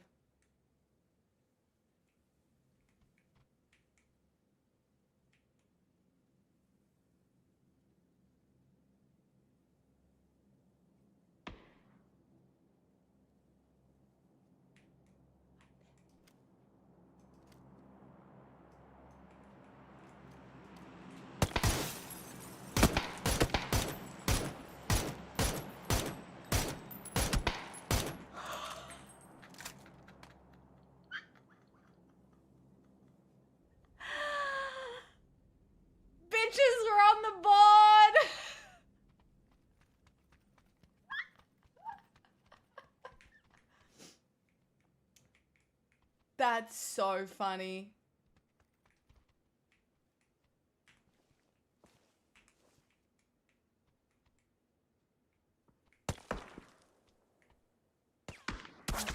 Yep, okay.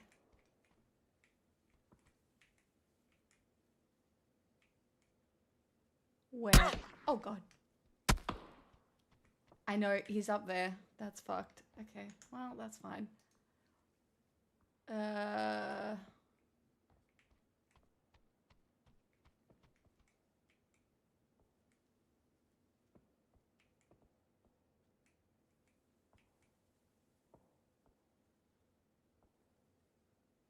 I don't know where from though.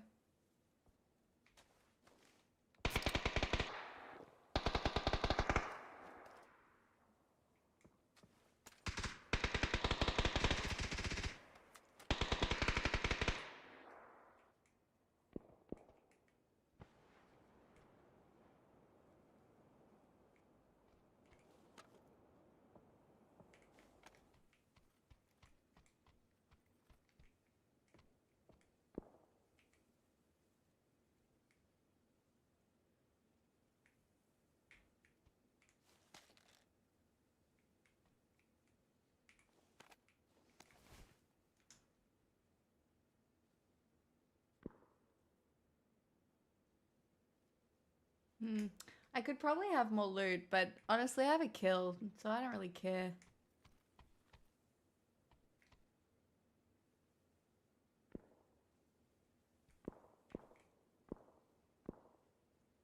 I'm camping. Wouldn't I be able to hear the stairs?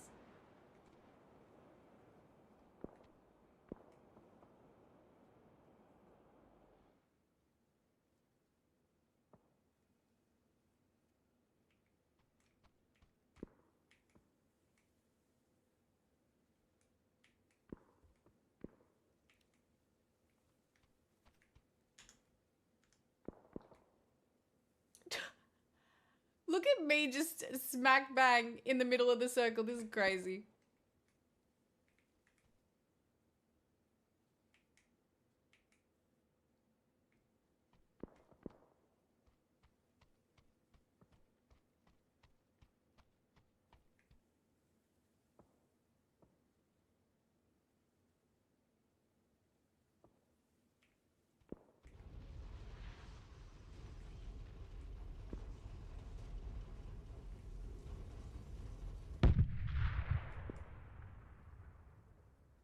Bombs going off somewhere.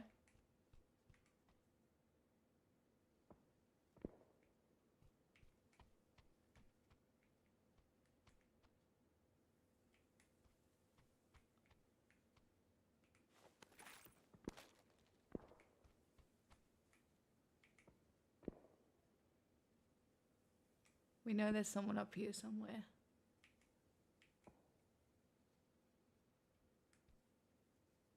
Don't know where.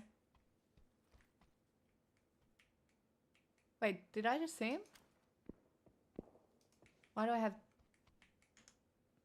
Oh, I have a scope now. Fun.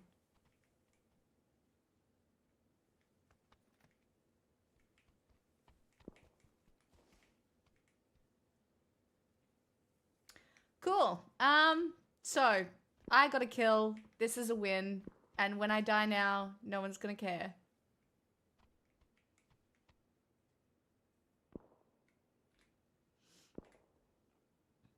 I can't believe I just land in prison and I'm in the circle though.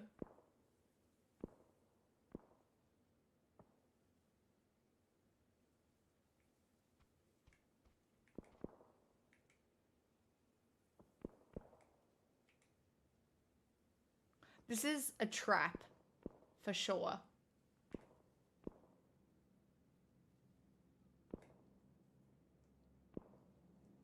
What am I doing? How's my vest? Oh, I need a new helmet.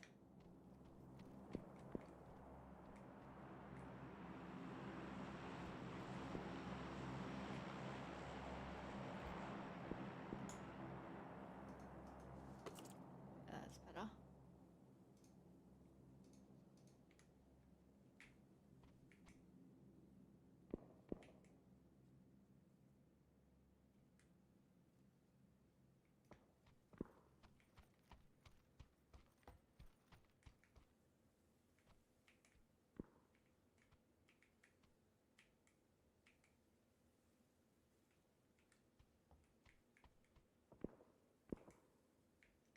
See, the roof is unsafe.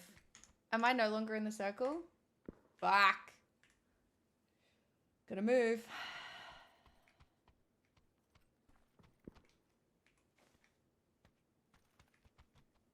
We're almost definitely gonna die.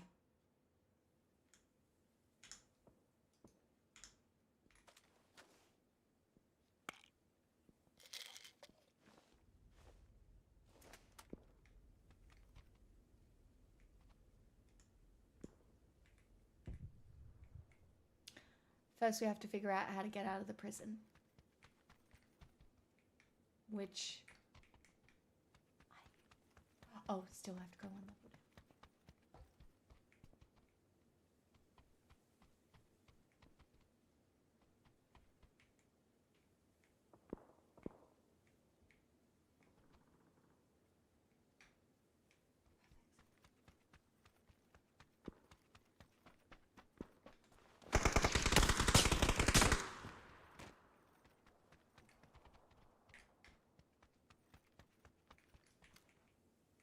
I can't see him.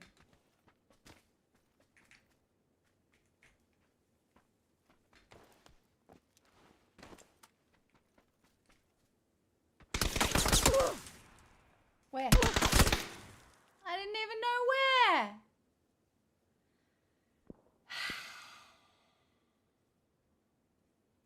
Well, you know what, chat? That was actually really fun. Fuck.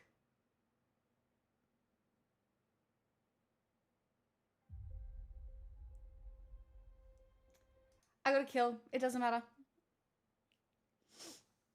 Still no solo PUBG win, but I did get a kill. Maybe occasionally we just try it. You know? Landed at prison. That was crazy. I, for one, welcome a revived PUBG arc. I have my heart palpitations. I forgot that getting shot in the game is like an adrenaline rush.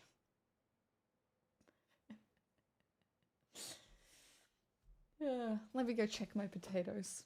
Do you still want some songs? Or not?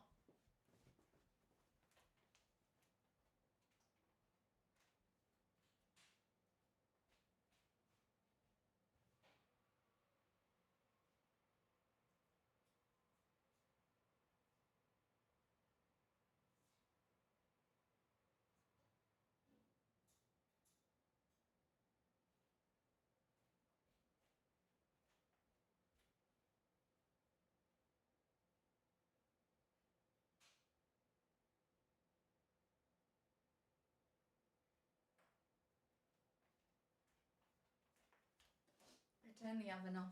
I think it cooked.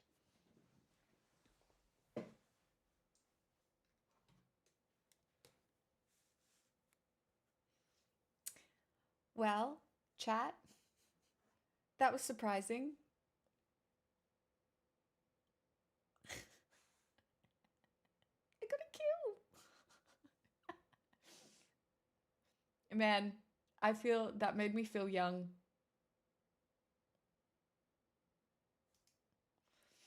That made me feel young.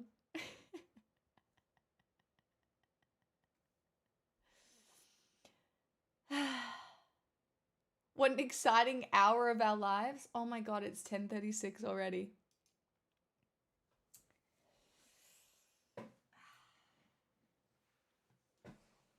I'll sing a song and then I'll leave.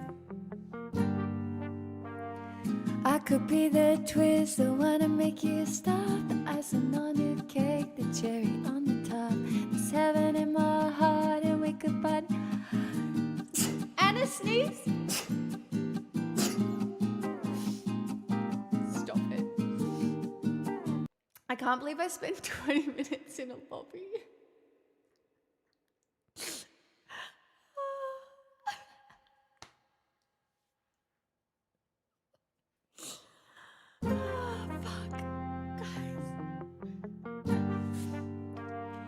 I could be the twist, the one to make you stop, the icing on your cake, the cherry on the top. There's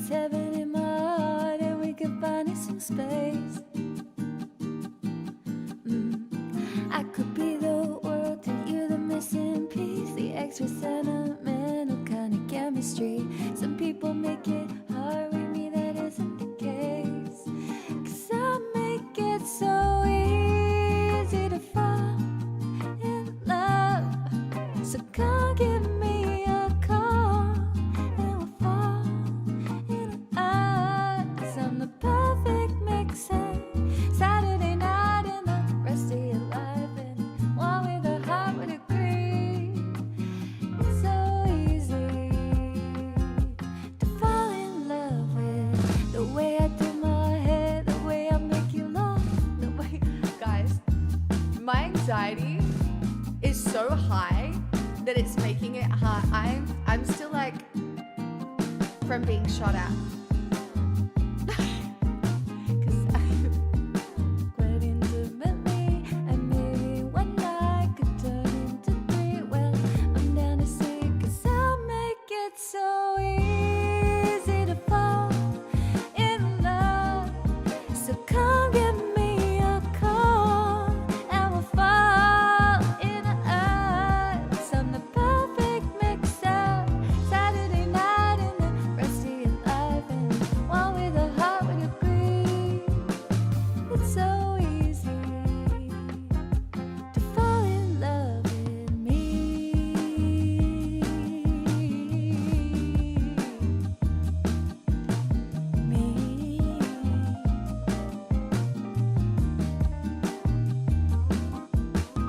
It's so easy.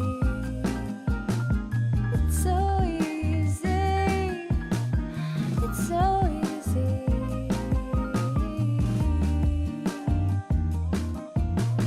Easy to fall in love.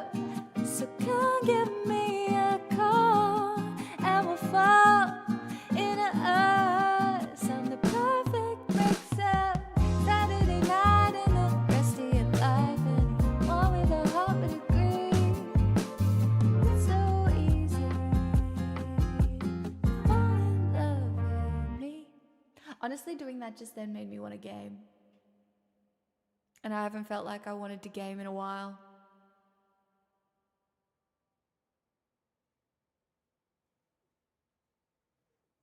Weird.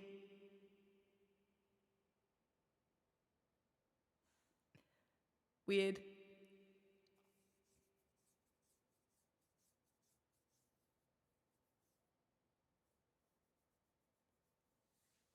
Weird. Hi, Ruggers. How you doing? I know I have a PC to be able to game. Maybe I'll finish stream and just start downloading. Well, have I installed The Last of Us?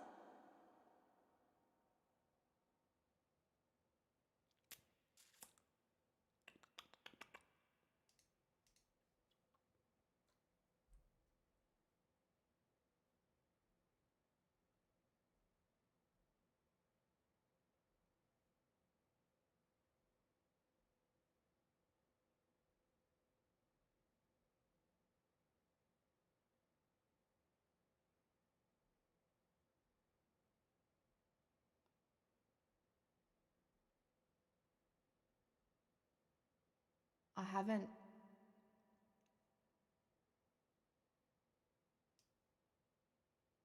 You're cold?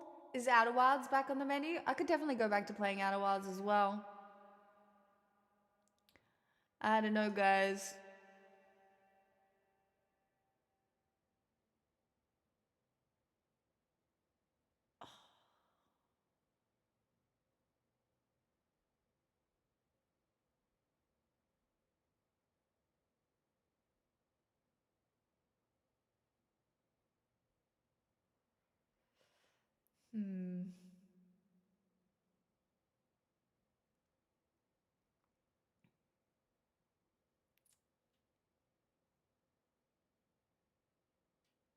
Fuck, I am feeling degenerate. I've never felt more degenerate in my life.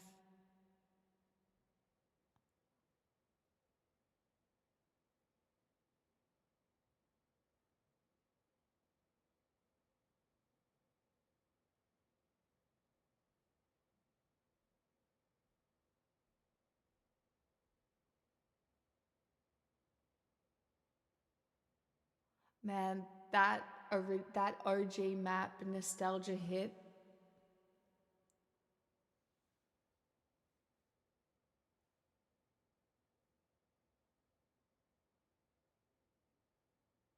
Oh my god, yeah. Canon. You did some thinking. Look, you're not wrong. Yep. Yeah, we can even maybe unpack that a little bit more tomorrow. To be honest, because yeah, there's Japanese culture has a very interesting relationship with youthfully depicted women. So that's really nice of you to say. I'm glad you enjoyed the stream. The schoolgirl thing is, yep. It's when you don't, and it's also men perpetually stuck as teenagers, that makes it a thing as well. When there's no room for growth and becoming an adult, and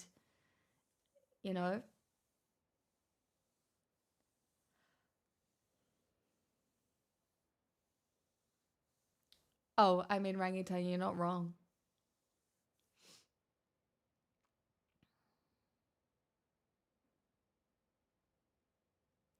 Well, chat, I feel like I probably better go eat.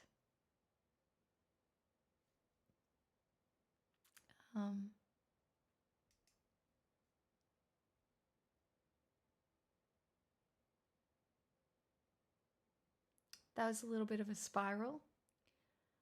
Probably not my wisest decision, but I had fun.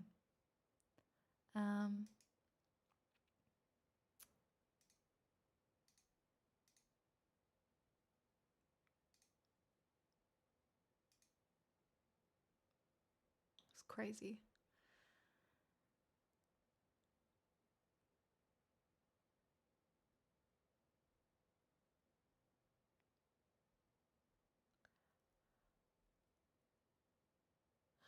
Oh, I'm tired.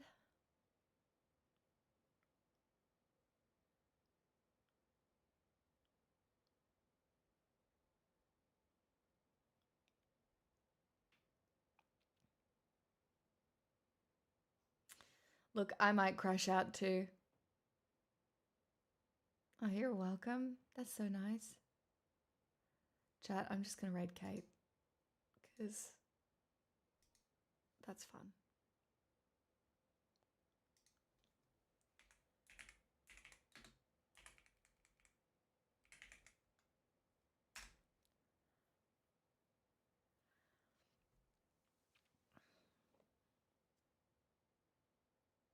Nah, you're the horse. I got Red Dead Redemption here. In fact, I can start installing them now. I'll leave them here. Install.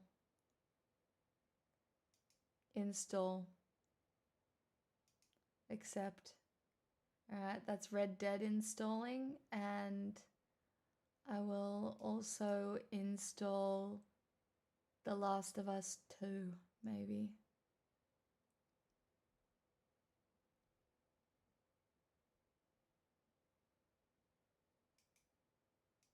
Install, accept. I've played The Witcher all the way through, both DLCs. But you do get a horse in a game like Witcher. I believe you can have many horses.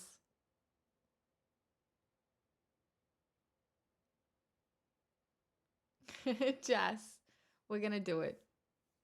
We're gonna do it.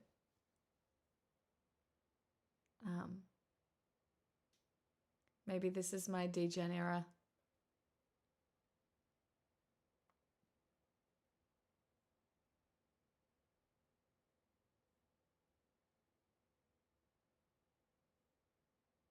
Again. Oh, the raid went. Bye.